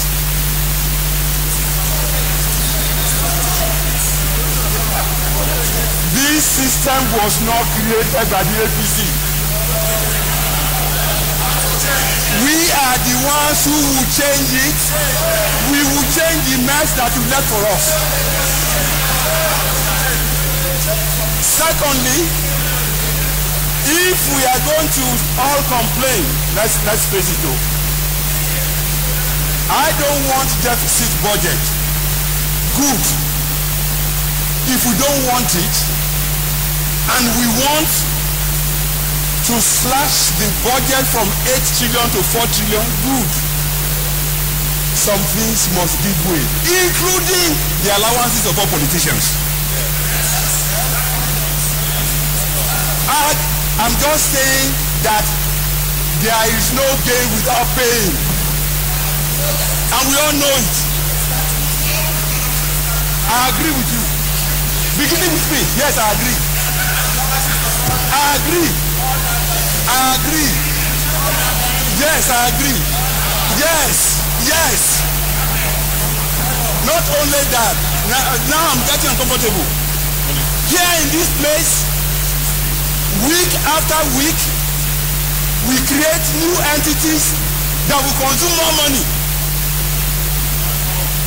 And at a time when we know the revenue is not increasing. Even this 8 trillion that we are talking about, I bet you, all of us, including myself, will go and ask for more things for our constituency. Where do we want the money to come from? If we are going to face the truth, we must face the truth together. We must not face the truth selectively. And that is that, I bet you, minority leader, that in representing your people, you will request for some things that are not even in that budget supposed. Yes. We are debating, but you are distracting me. You are distracting me. Okay, you don't want to hear the truth, I'll leave you in your falsehood. Senator Issa Misau, Senator Ata Adoku. Thank you, Your Excellency, the President of the Senate, my highly respected colleagues. Mr. President, my name is Senator Atai Aidoko Ali. I represent Kogi East. Mr. President, I am making my contribution to the 2018 budget on 2 issues. Mr. President, the first is on the issue of the cardinal focus of this administration when they came in. Mr. President, the administration said that their main focus is to diversify the economy from oil-dependent to solid minerals and other foreign exchange earnings for the government. Mr. President, this is the 3rd budget this administration is embarking on. And Mr. President, there's nothing in the budget, and especially this one, that demonstrates the willingness of this administration to diversify the economy from oil to solid minerals. I say this first because, Mr. President, 2018 budget, I raised it here. The budget for the whole Ministry of Solid Minerals that is responsible for carrying out this government program is about 20 billion, which is less than the revenues of only one Chinese company in this country. I raised this and nothing was done about it. Mr. President, for 2018, the situation is even worse. The whole budget of the Ministry of Solid Minerals is 10 billion. And this is the government that wants to diversify the economy from oil to solid minerals. What will 10 billion do? This 10 billion includes recurrent capital and everything on all the agencies. Mr. President, if we're serious about diversifying this economy, which is what we need, what this government should do is to fund the area of solid minerals. First, we need to get reports, we need to get informations on the deposits of these minerals in this country, in the various areas. We need to also get the reserve. Without this one, no investor will come to this country and go in blindly searching for minerals. There is no database, nothing in this country to show that this is what you have. In the oil industry, we have seismic studies of all the oil blocks. If an investor is coming, he knows that he's going to OML this, OPL this, and he bids for it. There's nothing like that in the solid mineral industry. What we depend on is local artisans who will provide the that I saw something like this here and people will be searching for it blindly. How can you diversify economy with this? Mr. President, the solid minerals needs funding.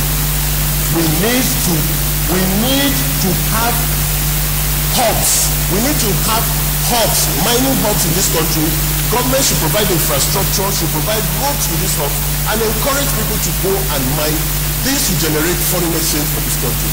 So, Mr. President, this Senate has a responsibility during the consideration of this budget to look at the solid minerals. The President, the Minister of Solid Minerals came and said they have a solid minerals roadmap. What is in the roadmap? What is in this budget to support the funding of the roadmap? So we need to pay attention to the solid minerals.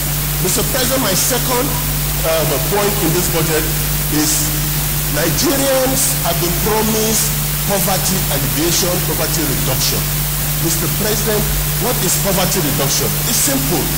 Just the basic amenities. Water. Give somebody water. Somebody that goes to 2-3 kilometers to get water from the stream, if you provide a borehole and reduce the distance to 100 meters for it, you have reduced poverty. Put a small health center in the community and they don't die of cholera and small sickness. That is reduction of poverty. Poverty is not the giving somebody money to have excess. No, it's to reduce those things that make life unbearable. But nothing in this budget, Mr. President, shows any effort in elevating poverty. There are areas where poverty, you can address it. They are there in the budget, but they are not funded. For example, in the area of SDG, Mr. President, this is one of the quickest ways to intervene in the life of the ordinary Nigerian. Last year's budget, they came with ridiculous 6 billion. This Senate augmented. We tried and it was beefed up. This year, the same thing. Now they are bringing special intervention fund, 350 billion for sharing money for people. Sharing money for people will not solve this problem. If you remove 50 billion out of this 300 and put it in SDG where you can put one borehole in every community in this country, it makes more sense in reducing poverty than just transferring 20,000 to people. And I can assure you, Mr. President, I have 9 local government in my constituency. I have not seen one person that has benefited from these grants to Nigeria since I came to the Senate. I tried to look for, I've not seen any. So I would suggest that instead of putting 350 billion for this scheme, remove 50 billion, add it to SDG, so that people can have potable water, people can have classrooms, our children cannot sit down under trees to go to school. This money is enough to provide small health centers, fund them, put medicine. This will reduce poverty. So this government, Mr. President, need to focus on these 2 issues. They are very, very critical. As we go on, we've made so many promises, and I believe that, Mr. President, this Senate have a responsibility to critically look at this budget without thinking of whatever will be said. Let us fund the appropriate areas so that Nigerians will be better for it. I thank you, Mr. President. Senator John Sini.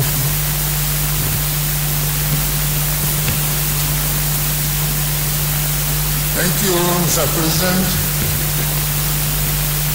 My distinguished colleagues, I think we'll be having very interesting debate. My contribution was very simple. I would like to be repeating what others have said. The thing is that we know that there's so many things wrong with this budget.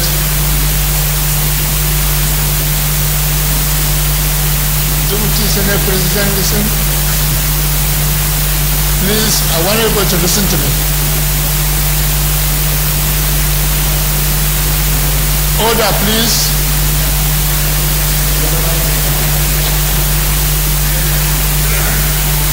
Mr. President, what I'm saying is that we should not be repeating ourselves here. If things are wrong, very far what are wrong, and see how we can adjust it. 2017 budget, as we know, didn't go on well. We hardly spent much in that 2017. And I expect that we either repeat the budget of 2017, if that will work, or look at area that we improve upon. We talk about our students overseas not being given the allowances. Does it mean that was not budgeted for, or someone refused to pay them? Governors are not paying salaries. They all made budget. When they made budget, they don't forget that they were budget for salaries. We are told here that some governors owe 11, and those governors defending themselves by saying it's not 11 months, only 9 months. Let us be serious, for goodness sake. And I think we should also call the Minister of Budget and Planning. He was in the Senate. I know what we do in the Senate. So that you tell us why this is happening year in, year out. The whole of this year, no penny have been released, even for contingency. And we say we must have this contingency. So the way we are going, we just keep quiet. I think we will have ourselves to blame. So we either call those people outside and sit with them here, let them tell us why this is people repeating. Why we approve something and they are not implementing. This is what I want to say. I don't want to say much. Thank you, Mr. President. Thank you. Senator Otaze. Thank you, Mr. President. I am Senator Chukwuka Otaze. I represent the good people of Enugu North Central District of Enugu State. Mr. President, I want to contribute to this 2018 budget debate without repeating what other speakers before me since yesterday have said. It is very important that looking at the capital expenditure of 2018 budget, looking at the Ministry of Power, Works, and Housing with a budget of 555.88 billion. As against that of 2017, which is just short by 2-point-something billion. We will say that there's an increment of what it was in 2017, and if we are going to go by that, we hope that the Ministry of the Power, Works and Housing will be certain responsibilities as it concerns the power generation in this country. I've said it time without number here that if we want the economy of this country to be private sector driven, number one thing is that there must be a level playing ground, and that there must be power for the private sector to do their thing. But if you want them to continue buying gas in order to power whatever thing they want to do, we will never get there. Talking about the road infrastructure, we know that the road infrastructure is very, very important to us here, especially those of us from the southeast, where we have problems of rickety roads everywhere. Coming from Enugu, coming from Benue State, Makodi expressway to 9th Mile is impassable. It's a dead trap for people who are moving, and that's the only major road that connects the southeast, the gateway to from the north to the southeast and down to south-south. We want in this year's budget that the Ministry of Power, Works and Housing should concentrate, especially from Enugu to Port Harcourt is impassable. From 9th Mile to Onitsha is also impassable. So we want that with this so much money budgeted in this year's budget, that we of the southeast, especially from Enugu State, we have give a sigh of relief. I also want to talk about defense. Last year I made the same point. Last year we had 139.294 billion for defense. This year it has been up to 145 billion. And I compare that with labor. And I say that if we can give this kind of money, spend this kind of money and budget it for defense, that takes about our security and all that, without thinking about labor that causes the insecurity, we'll be treating the effect without looking at the cost. So if so much money that we are spending for defense and for security in this country, if we budget half of that money to unemployment in this country, I know that what we are going to be spending for defense will not be up to 50 billion. But if we continue doing this from 139 to 145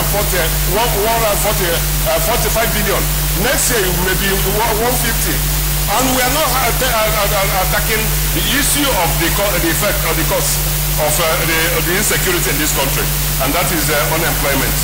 Then coming to the issue of agriculture, I am pleased that the budget of this year, instead of from 103.88, we have moved to 118.98 billion for agriculture. That is very, very important. And that is bearing in mind that the agric initiative of Mr. President in the year's budget. One is Anchor Brower's program that he has introduced. The other is a presidential fertilizer initiative. The other one is completion of irrigation projects at Ada and Inuzo one government area, my place, and of Gary in Jigawa. If this government will actually follow this through, I think it's going to help to make things work for our people. And then we will create employment, because that is another major source of employment generation through agriculture. If we do that, we are going to get this done for the populace of Nigeria. And I get to education, Mr. President. Yes, last year we were at 56.7 billion. This year we have moved to 61.73 for education. If you add to the universal basic education of 109, you will get to 170.32 for education in this country. It's very, very important that the government has moved from what it used to be last year to a better thing this year. And I will want to say that most of the problem we are having of insecurity, especially in the north, and with all the trouble of IDPs there, I want this government to look, especially from the people of the northeast, northwest, and north central. They have to take things seriously with their education. Because if you don't educate your citizenry, they will become a trouble for you, and then from becoming a trouble for people in the north, it becomes a trouble for all of us in the country. So the kind of money we are spending for education in this country, the government in the north, in the northern part of this country, should be serious with that money, so that the things can be well for us. If we don't, we continue creating trouble for our people here. The other issue I want to talk to Mr. President is the issue of Niger Delta. We need to start rounding up now. I want to say that in the Niger Delta, we have so much money for the needs of Niger Delta, and the NDDC is very, very important that they will have to follow up all these issues with rehabilitation of the people that have abandoned trouble for this country, and so that they will not start breaking our pipelines. If we do that, things will work well for us. The other issue, finally, I want to talk about here, Mr. President, is the issue of second Niger Bridge. You say every year it has been a recurrent decimal, and those of us in the southeast will feel that this is very, very important for us here. That this 10 billion that are projected here should not just be here to just put wool over anybody's eye. We want this to be done, that second Niger Bridge to be done, so that the Southeast Easterners that believe in commerce, movement, doing one thing or the other, since we don't have employment, we generate one for ourselves by trading and doing all that things, can move freely to any part of the country, especially to the southwest, where we have a much of importation and have the ports of this thing. And then finally, Mr. President, I want to say that the issue of rehabilitation of strategic roads here is very, very important. The roads for us in the southeast is very, very important. Now that the Hamatan is here, the investment is here, we want this government to face it and face it squarely. All right, thank you. Senator Nazif. I thank you, Mr. President, highly respected colleagues. In contributing to the 2018 budget debate, I would like to support my distinguished colleagues who spoke very sincerely that this budget is a budget of the elite. Senator Dino spoke very well on that aspect. Senator Attaya also buttressed that point. Senator Otaze made a lot of emphasis with respect to unemployment in Nigeria. Your Excellency, Mr. President, my highly respected colleagues, we are the representatives of the people. We need to dwell most importantly on aspects that have direct bearing on our constituents, those who supported us, those who helped us, and those who insisted that we represented them.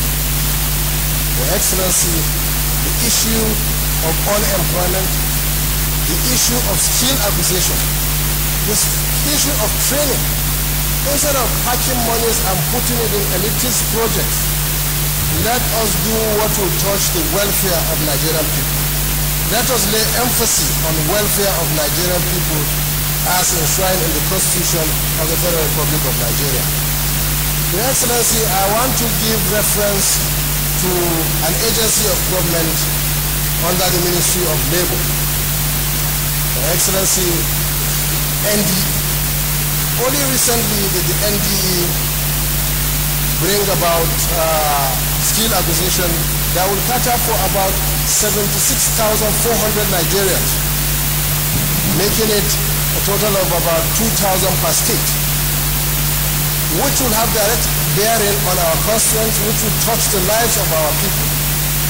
Those who supported us, those who we have not been able to help them or to do anything for them. Mr. President, if that endeavor is being embarked upon and is being achieved at the end of the day, it will reduce the issue of unemployment. It will bring about more security, and it will reduce the issue of budget of our defense, increasing defense budget on daily basis, like Senator Otaze said. Your Excellency, starter packs for our unemployed youth. Instead of embarking on this empower, giving money unnecessarily to people, let us pay attention towards skill acquisition, training Nigerian youth, providing employment opportunities for them, training them and giving them starter packs. When we give them these starter packs, it will encourage them, it will know that they will have a sense, they will give them opportunity of having a sense of belonging, and they will know that they are truly Nigerians and they have representatives who are truly representing them. Your Excellency, about 5,774 million was marked for 2018 budget under NDE. And out of that 5 billion, only about 2 billion will be marked on skill acquisitions, training, and so on and so forth. So instead of paying attention to elitist aspect of this budget, I think it is mandatory that we as representatives of the people, if truly we are to say the truth and die, then we should speak the truth and ensure that the truth prevails, and at every opportunity we have, we should ensure that monies are being allocated to agencies of government that have direct bearing on the people. Not taking labor ministry as a third-class agency or ministry in government, not putting it as a priority agency or ministry of Nigerian government. The Ministry of Works is given a lot of priority and attention. Water resources also given a lot of attention and priority.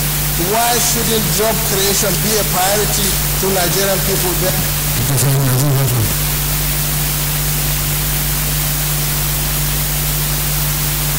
Thank you. Senator Magnus Abing, Senator Tijani Kaura, Senator Bukaba Ibrahim.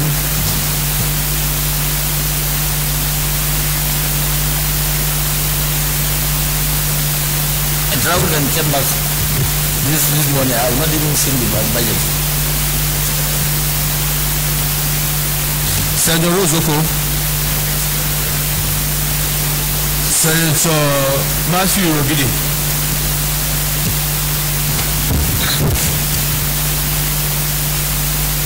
Mr. President, distinguished colleagues, I'm Senator Matthew Rogidi. I represent the Edo South Central District.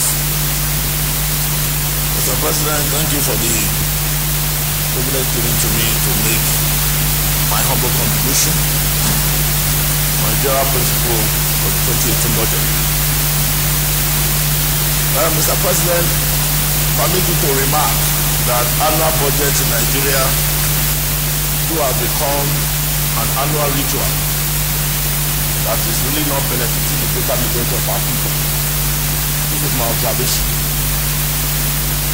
Mr. President, I want to start from what ought to be the basics in terms of my own observation as a senator of the Federal Republic of Nigeria. Mr. President, the 1999 Constitution has amended sections 80, 81. They are very clear on who should present the budget to the National Assembly and what is expected of us as the executive arm of government. But these sections are not too clear on the processes, procedures, and implementation of our annual budget. That again is completely provided for in the Fiscal Responsibility Act. And the process, the procedure, as contained in that act, we know it was enunciated by the National Assembly and passed by the National Assembly. Therefore, it is a law that is sacrosanct, that we will not just be the ones that will observe it, we are custodians of it, and we must ensure that the law is put to bear at all times. Mr. President, let me first say, in the presentation of the budget of this year, why there seems to be no faith is that the processes and procedures, I'm not only got into implementation, have been faulty.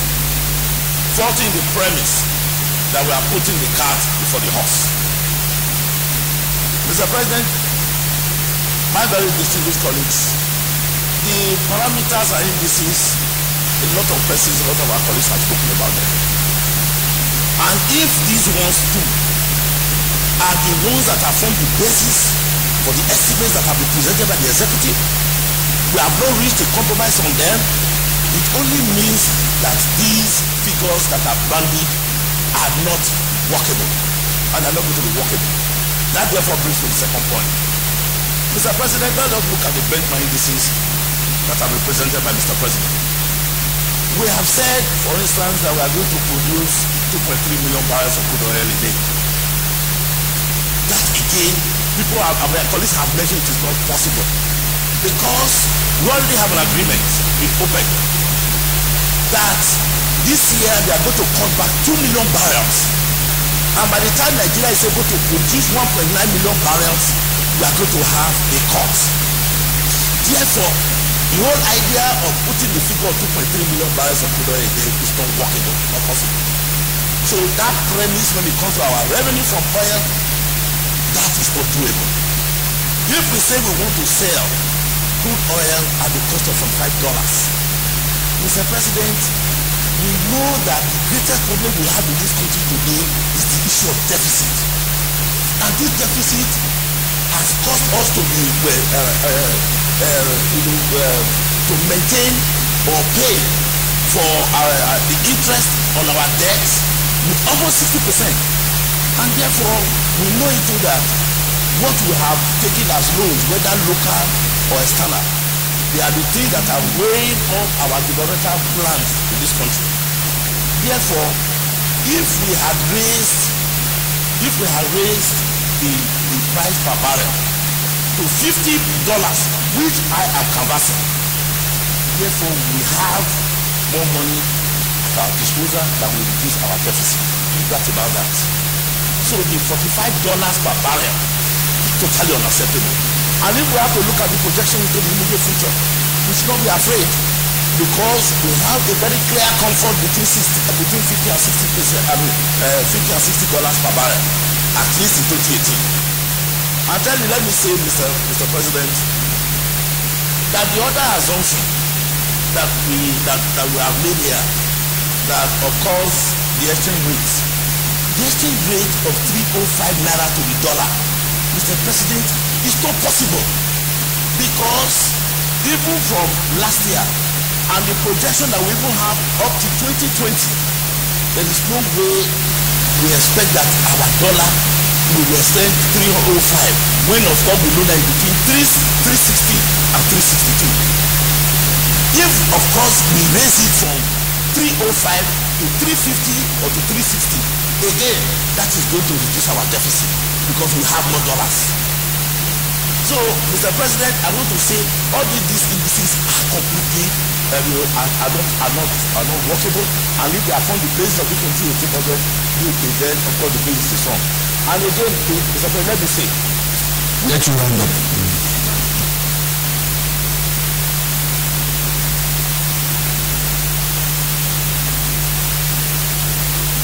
Mr. President, we budgeted 7.4 trillion.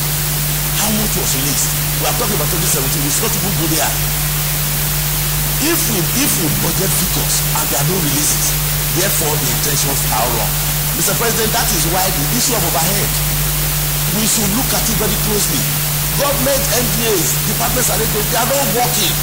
People don't go to work because there is no overhead that is responsible for the day-to-day running of our MDAs. And again, Mr. President, there is nothing in this budget that suggests that my state, Edo, is taking care of. No federal roads. To go through this budget, there is no allocation to any federal road in Edo. And therefore, as far as we are concerned, we are endangered in that place. As far as we are concerned in Edo, there are no roads, there are no infrastructure. Therefore, the representation, the people on whose behalf we are here, they are telling us that we should tell this assembly that our own interest to be taken into consideration. Thank you very much, Mr. President.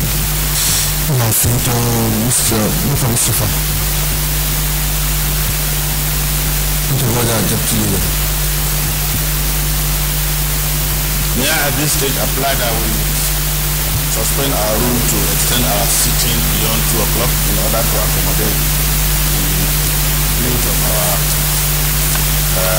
senators.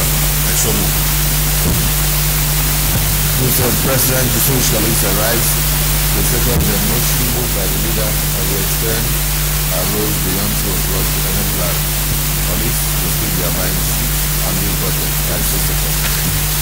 The Senator who's in favor of the motion say aye. Who's against say nay? Guys are no. Yeah, Senator Bukom-Sifo. Thank you, Mr. President. Distinguished colleagues. My name is Mr. Babakar. Distinguished colleagues, this afternoon my contribution on the 2018 budget is going to be limited to two issues. A lot has been said about the content of the budget and what it means to various issues. My first comment is on the need to reform the budget process. I believe in an economy like that of Nigeria, which is more than 100 trillion, the budget of 8 trillion is only a catalyst to what Nigeria needs in order to improve its own economy. Therefore, it means that the budget process and the areas of fiscal responsibilities and other fiscal actions and monetary policies must also be widened. For example, the capital market is an area where, if you look closely, a lot of money is still hiding, and a lot of interest is there if you make a level field for investors where they can actually participate in bridging the infrastructure gap that we have in this country. Small budgetary allocations cannot work. For instance, in the highway sector, if we have ongoing project of more than 2 trillion, an allocation of 200 billion will only pay existing certificates. There is no way we can get out of the problems that my colleagues have been mentioning with regard to highways. So we need to reform. We need to reform the sector. We need to reform many other sectors. We need to really look at those areas that we can improve in order to get the economy functioning. In this chamber, I have mentioned the issue of financial exclusivity.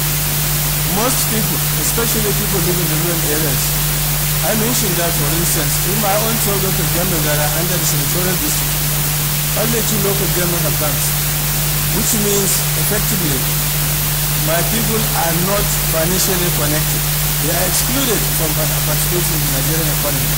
Now, if the economy has to improve, then it means we have to look at how they can be inclusive, how they can be included to participate in the economy. These are areas that I believe that we must look at. And in the reform also of the budget process, I think there is a need for us to look holistically at how budgets are done. If the federal government has a budget of 8 trillion, it will require X amount of dollars. The 36 states also need to have their own budget. Nobody controls what they want. They come to their own national, state assemblies and present budgets. Now these budgets also have financial requirements, especially in foreign exchange. Somewhere, somehow, all these have to be aggregated so that we are aware, at least, for instance, that we need X amount of dollars to finance 2018 budget. That will show us clearly whether there will be too much pressure on the dollar or the exchange rate that the naira will actually depreciate. Secondly, we also need to have a long-term planning. Visuals of one-year budget is not going to work. The 3-year MTEP, which is supposed to be the basis of the 2018 budget, is just being considered. And if you look at what we did in 2015 and 16, you see clearly that what was submitted in 2015, it has not actually been reflected in 2016 and 2017 and 18. So which means we need longer-term planning if we are really going to have meaningful budget that will move this country forward. That means we must have a master plan or development plan that will actually be, let's say, for 10 or 20 years that will be generally understood between state, local government and the federal government. These, I believe, are areas that we must look at if we really have to make an impact in the budget process and the budget that we always look at when it comes to the National Assembly. Specifically on 2018 budget, I think there is a need to seriously look, like my colleague said, at the issue of revenue, both local and foreign. OPEC is currently talking about extending the production ceiling in March. I think they are now meeting, but they are conversing that they will want to extend that, the ceiling to the end of the year, 2018, which means that the 2.2 million barrels per day of production should actually be sustained. Now that's also just a wish. So it is likely and most likely that these the production that we have may come down at least to be lower than what we expect we are going to produce. Secondly, the main concern also is on the issue of revenue collection.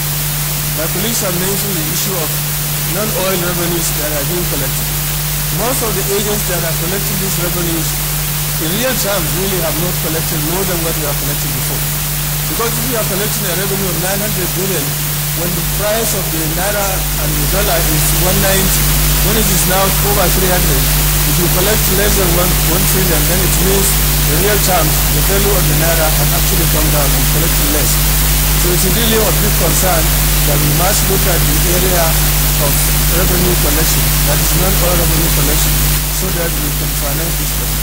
If we do need to have any borrowing, I think it has to come earlier, not that what we had before this year that was in October, even though the reasons have been explained, but I think it's important to plan properly how we are going to do our borrowing. Thank you very much. Senator Jana.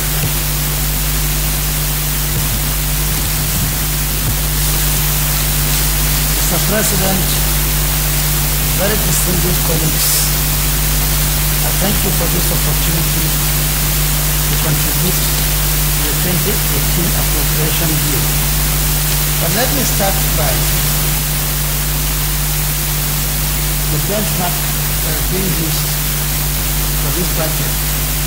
I think the benchmark is being unrealistic considering, as it has been said, the cost of oil per barrel now. My honest suggestion is that the benchmark should be shifted to be moved to $60 per barrel, because any money that comes as excess crude oil does not go to the Federation account, and we don't know how it is being used because it is not being brought here to be appropriated. And I would suggest that any excess crude that is accrued to the Federation of Nigeria should be sent to the Federation account and should be brought into the National Assembly to be appropriated for before being put to use in the That way we can monitor any excess funds that come to the government. But talking about the budget performance, we have been told by Mr. President during the budget presentation of 2018 that this year's budget is supposed to consolidate the budget of 2017 for Nigeria's economic recovery and growth plan 2017 to 2020. I don't know how we can consolidate what we have not achieved. Because in 2016, the performance of the budget was not up to 30%. This time we are still talking, in December was talking of 10 to 15%. So in reality, what are we really consolidating? So apart from our budget performance, leaves not to be expected, because a lot needs to be done to be able to get these budgets become a reality. I want to comment also, Mr. President, distinguished colleagues, about external loans that every year we are budgeting, we are talking of borrowing. If every year we borrow, I don't know which year we stop borrowing and what is going to happen to our future generations by the time this economy of this country is mortgaged to either IMF or World Bank as a result of our borrowing. And I therefore suggest here that the federal government should now start looking inward on how we can try to make money within our economy and try to support our budget with what we can afford, and not just keep budgeting on borrowing for political reasons. Mr. President, respected colleagues, I'm particularly burdened on the way budgets are also being done. Again, by the time we go back to our various committees and the MDS start coming to defend their budget, you find that before we can pass this budget, it's going to take a long time. They are hardly ever ready because of the way the system of budget. The budgets are not done as per project. They call it envelope budgeting. And I'm very worried about this idea of envelope budgeting that does not help the economy, the growth of the economy. Rather, ministries are allowed to do whatever they want with money that they are given, and as a result, corruption breeds as a result of this. And again, you find out that even after the budget has been passed, which is a law, the law is not being implemented because budget is not being released. By the time you want to go for to look at what the ministries and the MDS are doing, they tell you that they have not collected any money from the budget. And so it has been the routine thing. We have not collected money, we have not collected money. But yet, you find out, Mr. President, that when it comes to the current budget, the current expenditure, 80 to 90% would have been expended by now, and yet current budget was still talking of 10 to 15%. I think the Senate and the National Assembly generally is very concerned about this. Our budgeting methodology, as the budget goes through the processes, we all must take note of the Nigeria's economic recovery and growth of 2017 to 2020. Special attention must be paid to details as to ensure that suggested funds match projects and programs so that the budget can become a reality. Mr. President and distinguished colleagues, I wish to say that the budget for this year will be considered in good time, but now the question I want to put forward is that 2017 budget will continue to run up to May, perhaps next year. And if we pass the 2018 budget in 2018, in January, Are we going to now run two budgets parallel? Or what is going to happen with the 2017 budget that has not been, that we are going to continue to run up to May, and then probably to pass the new budget in January and pass the law. So we have two laws running concurrently, or what is going to happen. This is something that this Senate has to take a decision on. Thank you very much, Mr. President, for giving me the opportunity. Senator Balishitu, Senator Abu Ibrahim.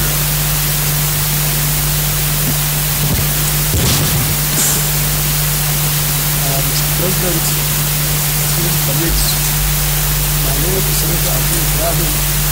I represent the Plenary.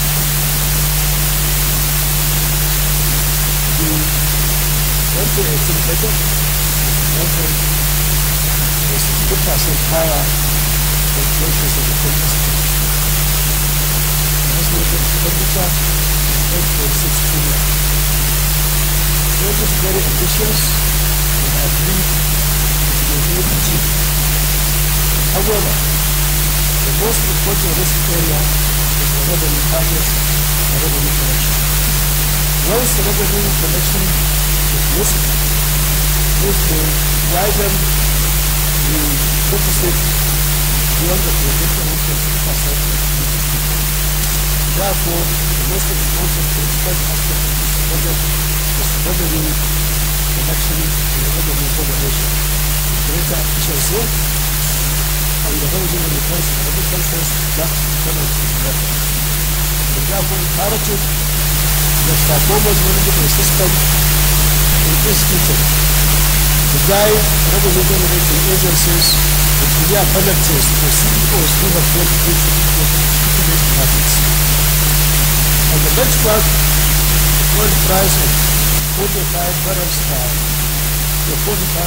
barrel, I think is quite reasonable, looking at the various ups and downs of oil prices. We should not go higher than this because we don't know what will happen in the coming year. Therefore, this Senate should maintain the $45 per barrel aspect of the budget. Related to this issue, the National Assembly or the Senate in particular should address leverage present access credit account PCA, which hold about $2.6 billion now. This is the mistake made by the previous PDP government was the price of more than $100. We failed to trade for the days, and now this is what accepted now. Therefore, this government, we should maintain access credit account for future days. And on production of $2.3 million per day, I believe this is achievable. However, the federal government and the Mr. President must gear efforts toward maintaining the current peace and the harmony in the oil producing areas. The economic arm should also extract action for the clean-up of zoning, land and other polluted areas of the south and oil producing areas. In addition, complement this, the extension of 65 billion for the amnesty program and the 57.6% increase in the capital policy for the Nadia Delta Ministry and the 17.32 billion provided for the Egyptian Eastern Loan are important to the success of this project. The exchange rate of 3.05 per dollar will also be maintained. I believe this benefit to the economy and all positive efforts that we make to improve stability of the exchange rate through existing policy instruments.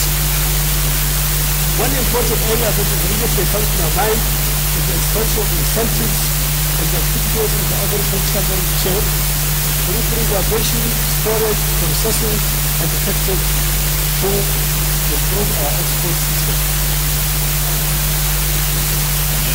The GDP growth of 3.5% should be maintained. However, I believe in order to lift our people out of alpha poverty, we should strive to double the growth rate of 3.5%. Inflation rate of 12.4% is quite reasonable and achievable, but my main concern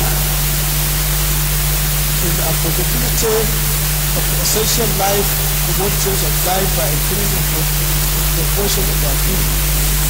The inflationary posture at either 2018 budget needs to be deepened in a manner that guarantees cash in the pocket of the lowest strata of our society. So therefore, commendable that Mr. President has directed the state governors to make sure that budgets for salaries and allowances are paid before Christmas. Added to this, I would suggest that the Minister for Finance should be requested set aside funds for an allocated amount for paying local tax to pay healthcare expenses of 10 million naira and above who are being owed by this government should be paid as quickly as possible. So these people, they will use their income and renewables and contribute thereby to the regulation of the economy. They will not use the money they get for foreign to buy foreign exchange. Distinguished time is wonderful.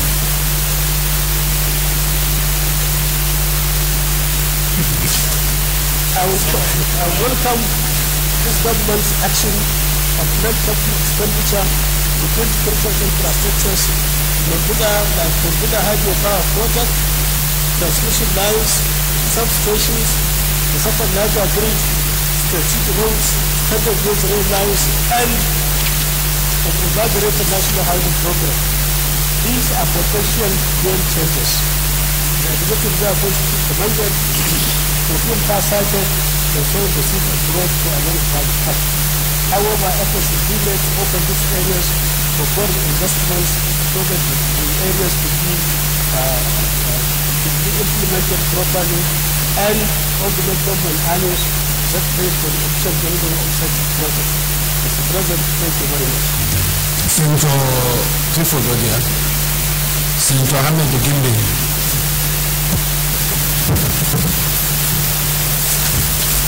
Thank you, Mr. President, distinguished colleagues.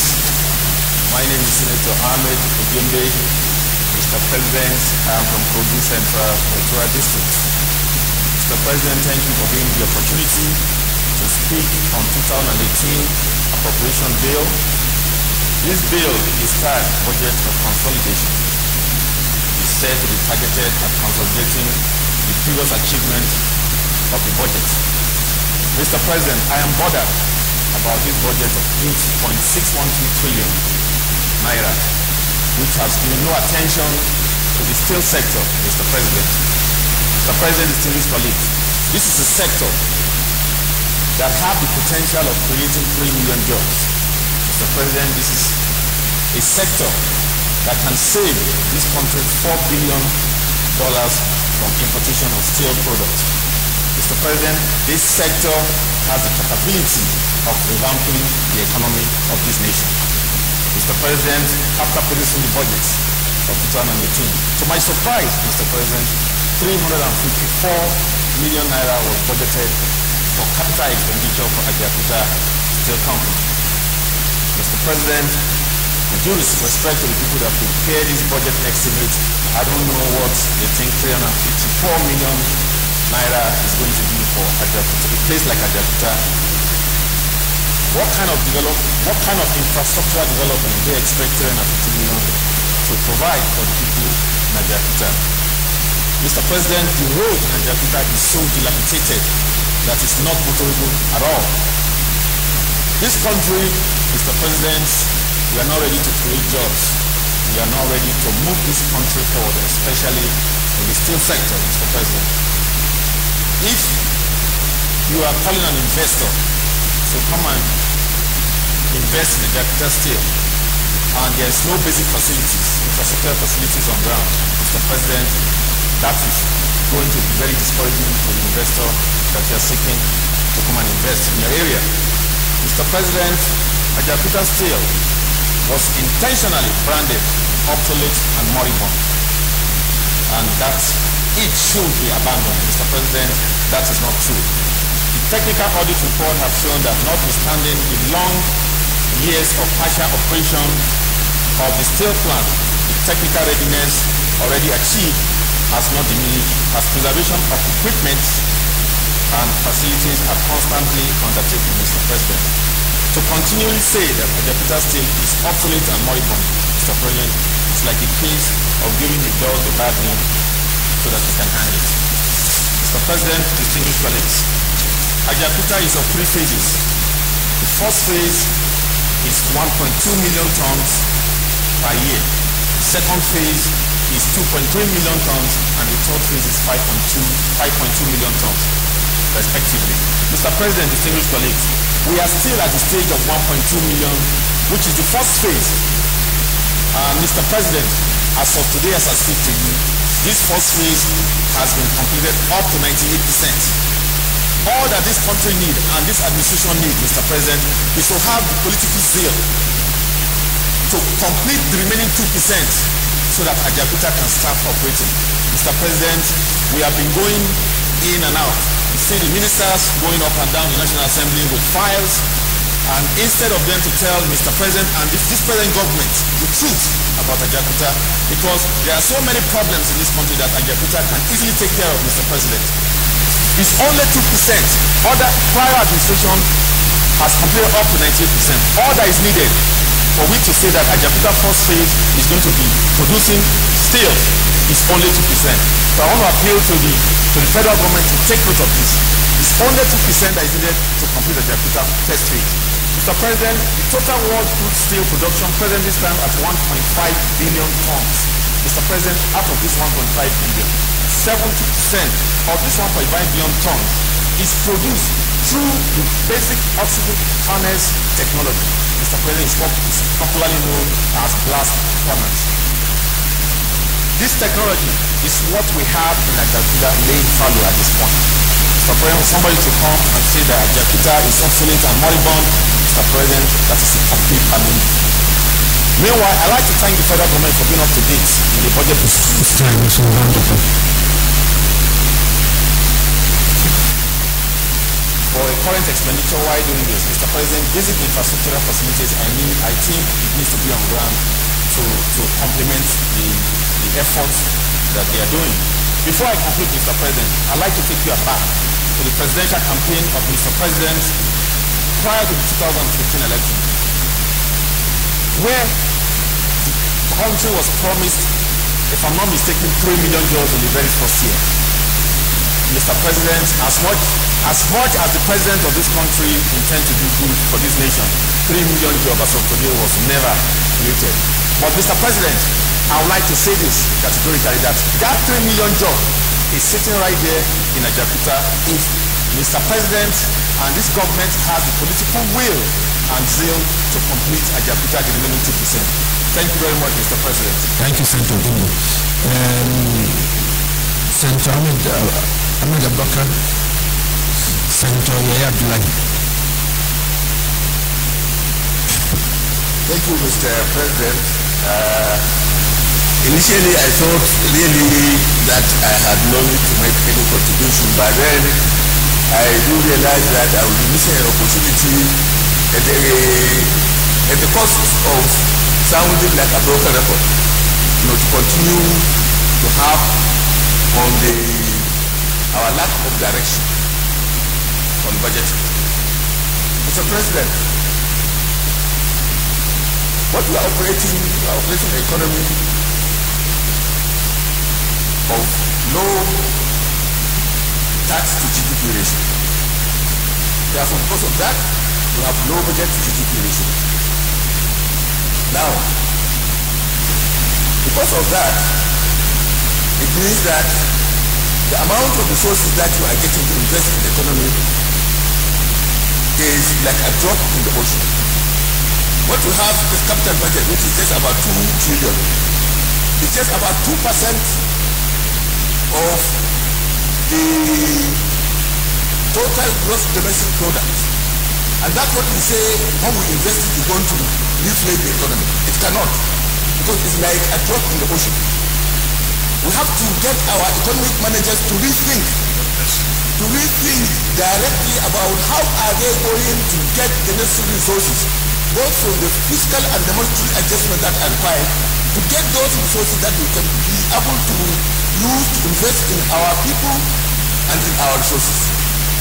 When we talk about resources, we talk about several minerals, agriculture, education. Invest in the people and resources. That's the only way in which you can be able to get the economy out so that you can tax it. Now, Mr. President, I think it's important for our economic planners to realize one fundamental fact, and that is the entire approach that we have on this budget, the way we do budgeting, is on philosophical and theoretical foundations that are wrong, that are false, because they were drawn from the structural arrangement program, which was worked out under Idika Kalu, Sardauna, Sokoto, Alhaji, and the World Bank and the IMF. Since we have that kind of thing, every year we are going to have the same thing, regurgitating the same thing. That's why last time when we did this debate, Mr. President, I said that doing the same thing, we have been doing this for close to 40 to 30 years, 30 to 40 years. I said doing the same thing all over again every year and expecting to get different results. It's insanity. That's what Albert Einstein said. It's insanity. We must really go back and look at our economy. Go back to the drawing board. What are our national priorities? Proud education to our people. Develop our resources. Look at our industries like Ajaputa, like my friend has said. What are the resources that we need to really get the real sector of the economy working? Then we come back and find out, look, where do we get the revenue to make those kind of investments that will bring growth and employment to the economy? Not to just sit down and assume, a fundamental theoretical and philosophical foundation to build an economy on the basis of facts that were not there. We have gone beyond structural adjustment program. Structural adjustment program was conceived in order to allow us to use all revenue to pay our debts. That era has gone. So we must come and rethink and go and rethink, really think out of the box. Our economic planners have to come out of the box. The entire parameter on the basis of which we have been doing this and its philosophical foundations are wrong. And we will continue telling these people for as long as we are in this Senate. I will continue harping on that. Let us meet with these people so that we can be able to work out the best direction in which we can get the best revenue to invest in our resources and our people. Otherwise, all these things, we are going to come in day in, day out, and nothing will happen. And if we are not careful with the level of unemployment, particularly youth unemployment, the youth bulge in this country can create a crisis that will undermine our survival and progress. Thank you, Mr. President. Thank you, Senator Senator Dumela Adeleke, Senator David Umoru, Senator Ali Wakil, Senator Sani Mustafa Mohamed, Senator Ali Ndume, Senator Abdullahi Adamu, Senator Foster Ogala.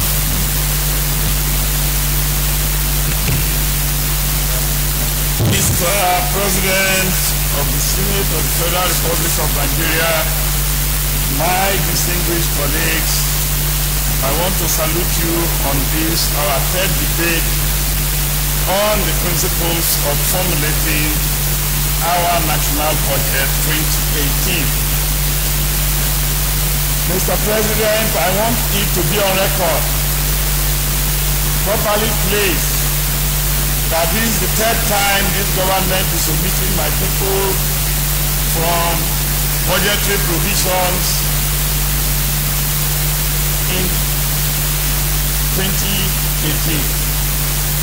2016 we had nothing, 2017 we had nothing. I lamented, and 2018 I will not stop lamenting, we have no provision. Be that as it may, we still want to say that the budget making process is faulty. That is the consequence we are suffering as a people of Bayelsa State, Libyan Nation, and Niger Delta. I would advocate that budget preparation should go beyond civil servants, public servants providing budgetary estimates. We should insist that as soon as a budget is passed, before the preparation of the new budget, the civil servants should go around the country. If they were doing that, they will see the devastated, undeveloped parts, polluted parts of Nigeria called Bayelsa State, the place called Niger Delta, and the place called the Joland. Mr. President, I have just returned from another site to Ogoniland. Ogoniland stopped oil production and exploration since 1991. Until today, we have not made any provision to develop that area.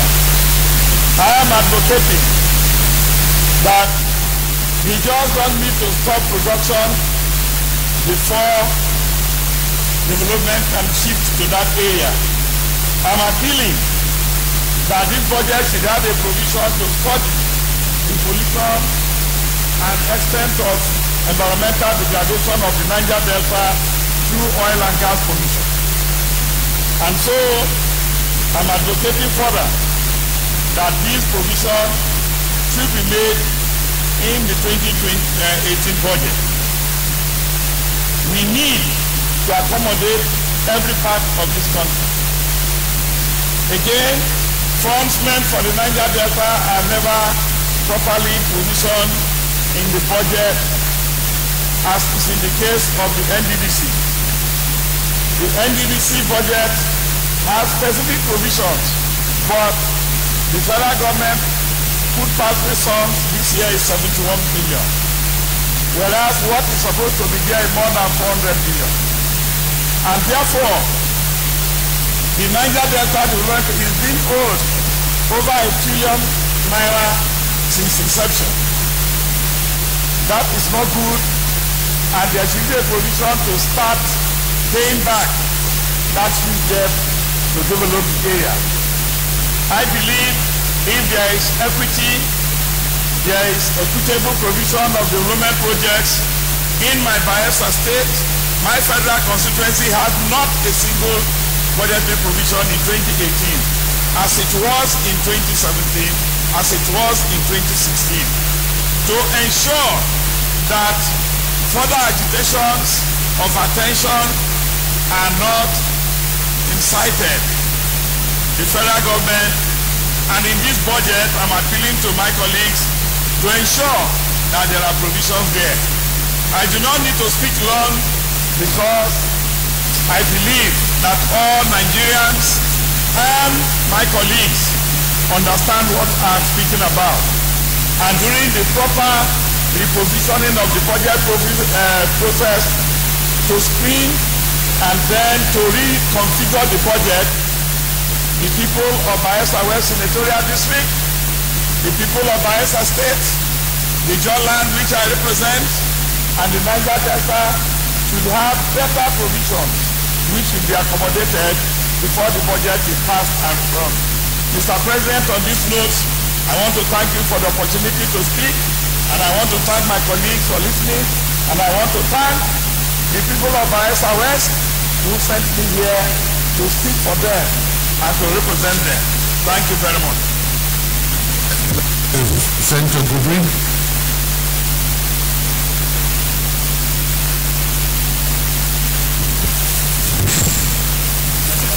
Thank you very much, Your Excellency. My name is Senator Ibrahim Godur, representing South the East. I also thank you very much for giving me the opportunity to talk about budget. First, we have to start from known to unknown. If you look at the situation in 2017, we actually budgeted for 2.2 million barrels per day, but we were only able to get 1.9 million barrels per day. But this 2018, we are proposing 2.3 million barrels. Now the question is, what changed over the year, within that 1 year? that we will be adding another 100,000 barrels. So it means that for now, if we go by the same trend in 2017, that is to produce 1.9 million, it means that we have a shortfall of about 400,000 barrels. With 400,000 barrels, we will be losing 1.6 trillion from the budget. That means already we have a loss of 1.6 trillion in the budget. Now, the second item is that of the exchange rate, which is 305 per dollar. That exchange rate certainly is a problem because we currently have 364 naira to a dollar, and therefore it's unrealistic. But if we can now make it 364, we will be generating additional 50 billion naira, and that will go a long way in offsetting the deficit we have. Now, the third one is the issue of the budget itself, because we said that we have increased it by 15%. You cannot say you increase it by 15% because the budget of last year has not been implemented. So which means we are truncating the 2017 budget. And in that case, what we would have is just a mere paper budget because it's not going to be implemented also. Number 4, the issue of health, the issue of solid minerals, education, agriculture, and science and technology. These are areas where we need to pump in more money so that there will be innovation in science and technology. Then there will also be healthy people, because if you increase the healthcare budget, then the human development index is going to be high. But what is happening now is that we are battling between 0 and 0.43 human development index. In that situation, which is a factor of health, income, and the education, if we don't increase this one, we will have a lot of problems. So solid minerals needs to have a lot of money so that we can revolutionize the situation. Then the current expenditure as it is, we still have more money for the current than the capital. And with this one, there will not be any growth. So there is need to reverse the situation in future. Borrowing, it's certainly a good idea because when you borrow, as long as you finance the infrastructure, there will be no problem. But if you borrow to finance consumption, then that will be catastrophic. Then the issue of benchmark. I propose that the benchmark should be $55, not 45. If it goes to 55, what will happen is that we are going to have 1.4 trillion in our own budget. And in that kind of situation, our deficit will be grossly reduced. So I think that is need to do that. You see, the reason why we insist that there is need to increase money for education is because the development is a triangle. Because the base you are education, when you have the base and the hypotenuse, and then also the adjacent.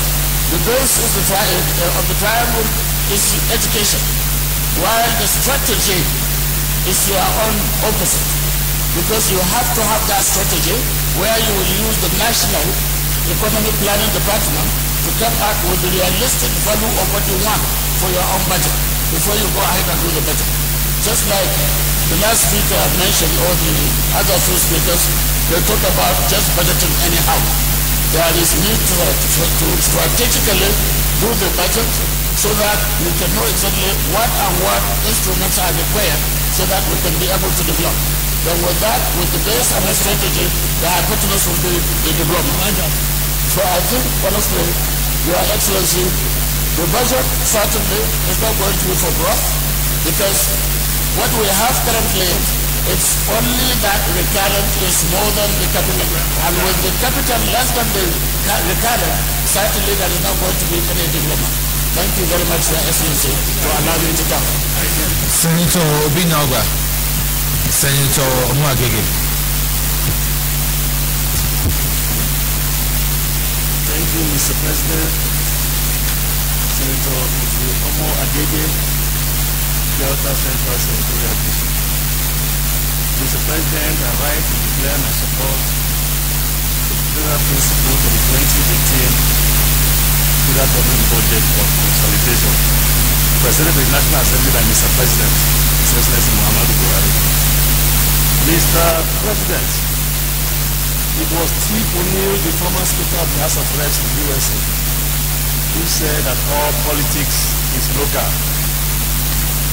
In recognition of this cliche, Mr. President, I, as a senator representing Delta State, the Niger Delta, have taken my time to peruse and interrogate the content of the budget as presented. Now, Mr. President, supposedly this is the good news. And for that reason, I wish to commend Mr. President for providing 17.3 billion naira for the completion of East-West Road. I further commend him for the provision of 162.2 billion handover funding for the rail projects, including Lagos-Calabar and Ajakuta-Ikake-Alaja in Warri. This commendation, Mr. President, is based on the premise that the 500 billion naira that was provided in 2016 budget is still intact. I'd like to also commend Mr. President for the increased capital provision for the Ministry of Niger Delta and NDDC, and also the retention of 65 billion naira in funding for the presidential amnesty program. Now, Mr. President, I also would like to commend the President for his provision of 295 billion naira for the construction and rehab of major roads nationwide, including that is very dear to my heart, to the heart of people of Delta Central, which additional funding, Mr. President, for the dualization of Sapele Iwu Road, a road that controls about 3 to 4 local governments in Delta Central Senatorial District. Mr. President, I also like to commend Mr. President for the increased take-up grant in Maritime University of Telefonco to the tune of 2 billion, from 2 billion naira to 5 billion naira. Now, Mr. President, the bad news. The overall success of the budget itself brings it on a projected production of about 2.3 million barrels per day. For us to achieve this, Mr. President, we must create an enabling environment, a peaceful environment for us to be able to achieve these 2.3 million barrels a day. Now, Mr. President, here are my concerns. Recall, Mr. President, that during the debate of 2016 budget, the same people who framed this budget were still the same people who framed the budget in 2016. And in that budget at that time, Mr. President, like today, they proposed that part of the funding for that budget and for this budget should be the sale of national assets. Mr. President, the bulk of those national assets are located in the Niger Delta. Mr. President, I opposed the sale of national assets at that time. Today again, Mr. President, I remain opposed to the sale of those national assets, especially those assets located in the Niger Delta. Mr. President, those who drafted this budget, those in the Ministry of Budget and Economic Plan and Finance, they must be told to be creative. They should end their pay, Mr. President. They should not sit down there lazily selling off our national assets. Like I asked at that time, Mr. President, if assuming we even sold these national assets in 2016, which assets would they be seeking to sell today to fund the budget of 2018? Mr. President, we must not be like the Bourbons, the restored Bourbon monarchy of France, who forgot nothing and learned nothing. Mr. President, this is my contribution, and I thank you for giving me the opportunity. Thank you, Mr. President. Senator Danjumala. Thank you, Mr. President. My distinguished colleagues, I'm Senator Danjumala, representing Southern Kaduna. I'm here add my voice to the contribution of 2018 budget. I have to say this, my concern is more or less on the kind of money voted from 2016 to 2018, which has done meaningful activities to the whole nation. I can't imagine money is voted for a budget, but it is not followed to be shown what the money was meant for. All the money given to ministry, you cannot give account for the past year which was released to know precisely what the money was meant for. But my concern as well to say that I have to give credit to this National Assembly. They have been following the budget of past years vigorously to make sure that they know what is happening, what has been done, how much has been given to each ministry, and why was it useful. That is what to say that the National Assembly are doing very, very well. I will give a credit to that. They are doing very well. I will thank the Senate President for standing by the National Assembly to make sure they do what it's supposed to do. In other words, our President said that this budget was to augment the achievement made so far in this country. But I can't see what kind of achievement are they talking about. I don't know what to say about that achievement. There is nothing about achievement. If really we are to follow all this thing vigorously, we must make sure the money release, we follow to the last, to the grassroots, to make sure that all these things go around. All along, no budget has been given fully for the past 3 years. And I have to bring this. We in my constituency, we have never enjoyed any federal project in my constituency in Kaduna State. Now they are busy retiring, sacking, removing all people that reside in the state, which I don't see even the point of giving them money from the federal constituency. Because if there is no need of giving money, or we voted this money for the work of budgeting, and it is not mainly used and it is not used in the right way, there's no point of giving state money. You promised, the government of the day promised that they are going to see to all employment. Nothing has been done. We talk of diversification. We are only relying on profile and what have you. It is not what we plan, and this is what the government of the day promised that they were going to do. We must only follow and see what the government are trying to give us, and which is not the best. With opposition, we've taken it upon that we are going to support the government of the day. We don't want to go against them. But if you need to talk what the government are doing, honestly, they will take us nowhere. I don't want to comment too much about this budget, but it is not just in the right way, and it will not help us. They must sit up to the task to make sure they follow this thing seriously, get a result out of it. Thank you, Mr. President. Distinguished colleagues, and that is the last speaker on the list for today. Let me thank all those who have contributed in this debate for the budget. Tomorrow we will continue with the few people left, but as we agreed, tomorrow we will also spend a lot of time to the independent revenue. But let me just summarize some of the contributions that a lot of people have spoken today.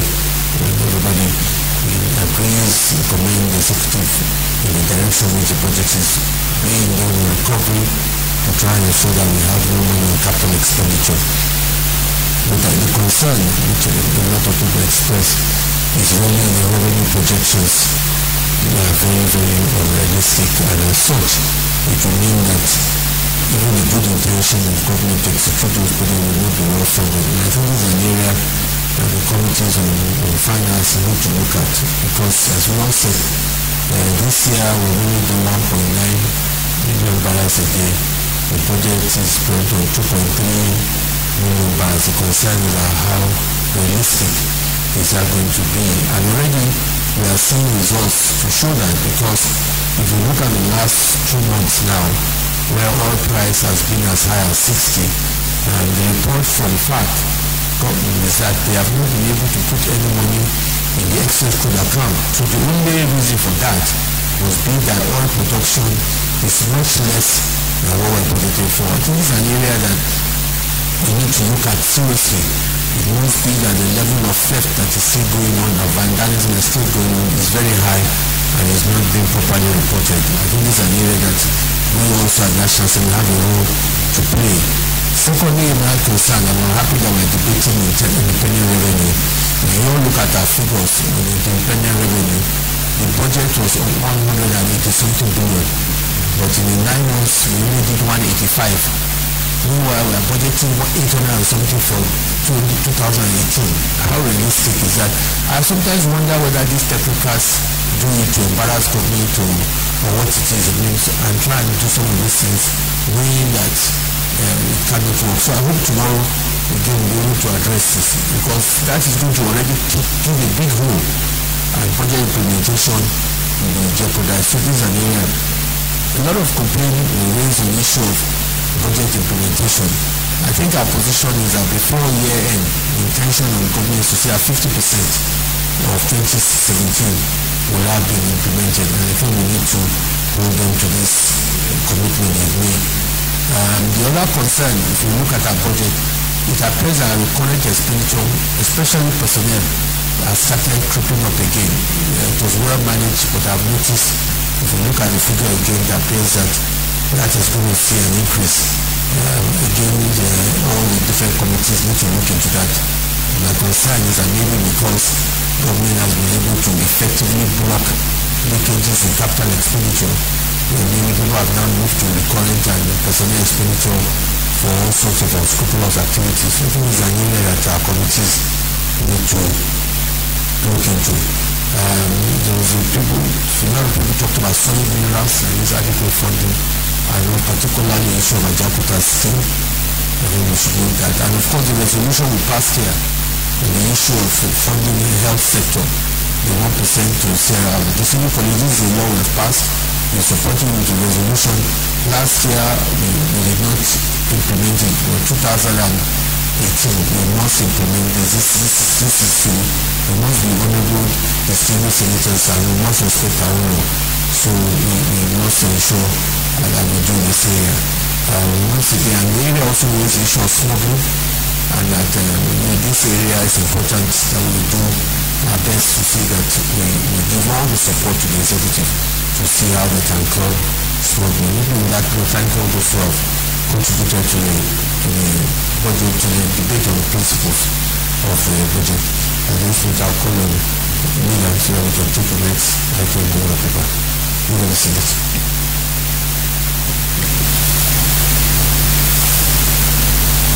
Mr. President, very distinguished colleagues, the seventh order of the day is the consideration of the report of the Joint Committee on Finance, Appropriations and National Planning and Economic Affairs on the 2018 and 2020 medium-term expenditure framework MPF and fiscal strategy paper FSP.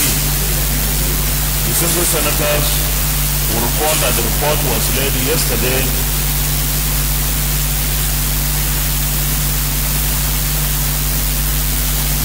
the 28th of November 2017. Mr. President, you may wish to invite Senator John Eno to move the motion for the Senate to consider the report. Mr. President, I am aware Senator John Eno is not around, and the report will be presented on his behalf by very distinguished Senator Abdullah Yahya. Senator Mayor. Thank you, Mr. President. I'm Yahya Abdullahi, representing Techno, standing in for the Chairman of Finance to present move a motion for the Senate to receive and consider the report of the Joint Committee on Finance, Appropriations and National Planning on the 2018 to 2020 medium-term expenditure framework and the fiscal strategy paper. I so move, Mr. President.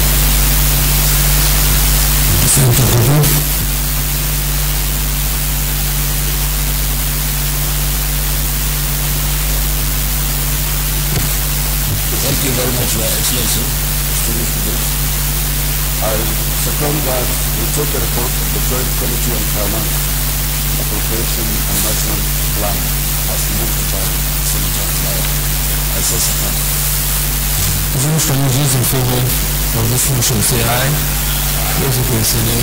The ayes have it. Mr.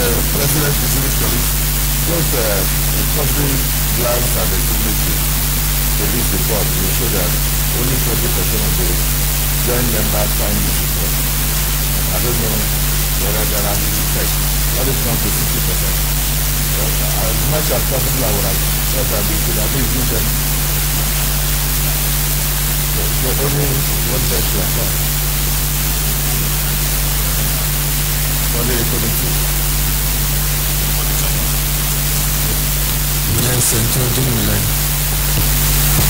Mr. President, my respected colleagues, Dino Belai, Kogi West. Mr. President, it is the view of the House that we do really consider discussing this. I don't know if I will be obliged to do so. But for an important document as the MTF, I want to believe that the number of senators in this floor now were not enough to discuss such a critical document that will give a driving force to the proposed budget of 2018. This is a very, very important document, and Mr. President, with only 4 members of the PDP, 4 of you sitting, you are 4. And oh, you're not repeating again. You're not. Are you not in? Sorry, you have the mic. You have the mic. I want to put it on mic so we can have. Senator, can you just? This is very important. Is it you 3 or 4? 3 or 4? Are you 4 PDP members in the chamber? President, this is a very important observation that the leader is only leading 3, and I don't know whether it was intentional. Okay, that's yeah. Therefore, you have clarified it. You mean the leader? The leader is leading 3. No, I want to be sure. The leader is leading 3 PDP members. So there are 3 or 4 PDP members here. The leader needs all, but for the purpose of this document, we shall just be smuggled. Sorry, Mr. President, it wasn't there in the morning. It wasn't there in the morning, so I'm corrected. So, Mr. President, what I'm saying in essence is that this is a very important document, and there will be a lot of criticism that we are going to be discussing such a document when actually, as a Senate, at this point in time, we have not formed the required quorum. So I want to move that this matter be considered when we have the fuller house tomorrow. Senator Zino, before we started this debate, I heard you use the word starting with mood. You have just reversed that. I think you have just represented mood in another manner. And we use it as an argument. Let me hear what leader has to say. There are some valid points, but let me hear what leader has to say. Thank you very much, Mr. President. Very distinguished colleagues. Mr. President, on another matter, in another day, I would have supported wholeheartedly my brother, Senator Dino Belai. But I know, Mr. President, distinguished colleagues, that we are racing against time. And here we have the opportunity to express our opinions regarding the MTF.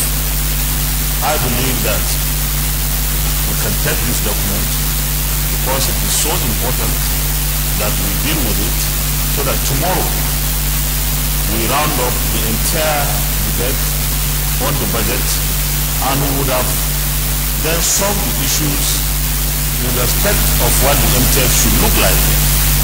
The House will be doing the same today, sir, regarding the MTF. I want to appeal to my colleagues that we consider this report.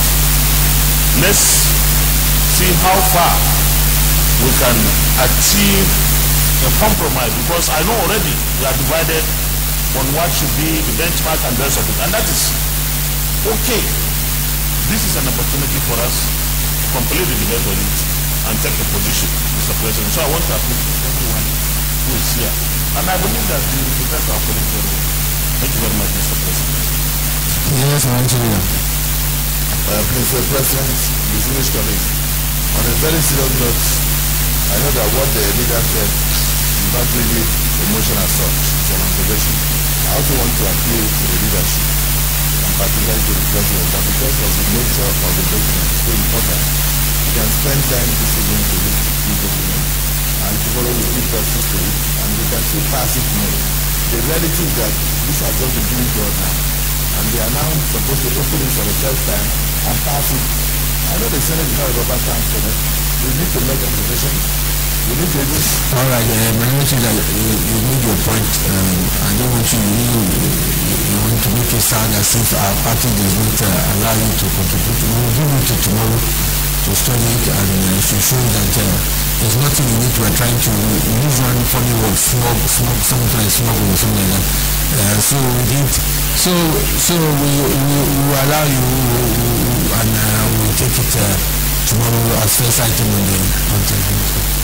Yes, we got it. Yes.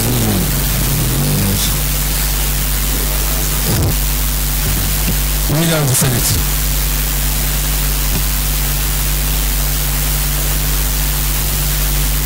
Mr. President, I move that we stand down the consideration of the MPN till the next legislative day tomorrow. Mr. President, distinguished colleagues, I rise to second the motion that we stand down the remaining items to allow the Senate to advance. Distinguished colleagues, those in favor of the motion that we stand the next item to another legislative, they say aye. Those against say nay. The ayes have it. Couple of announcements. One announcement from Senator Hope Uzodimma, Your Excellency, meeting with eminent John Cadnap on Wednesday, the 29th day of November 2017. There will be a meeting of all Catholic senators with His Eminent John Cadnap on Wednesday, 29th November 2017 by 6 p.m. at the residence of Senator Hope Uzodimma located at 7 Donan Crescent of our Maison, Metama Abuja. Please endeavor to be punctual. Please accept the assurances of the warmest regard. Letter from this is from a leader, inauguration of the ad hoc committee to review the current security infrastructure of the country. Your Excellency, you will recall that at the Senate Plenary of the 23rd of November 2017, the Senate constituted a committee to review the current security infrastructure of the country. I wish to invite all members of the committee for the inauguration tomorrow, 30th November 2017 at 2 p.m. Meeting room 107, Senate Road. All the civil senators are also expected at the inaugural meeting. While looking forward to receiving you, please accept, as always, the assurances of my highest esteem regards, Senator Ahmed, our leader of the Senate. Distinguished colleagues, I will conclude the daily businesses for the day. Whenever I join the Senate till Thursday, 30th November 2017 at 10 a.m. prompt.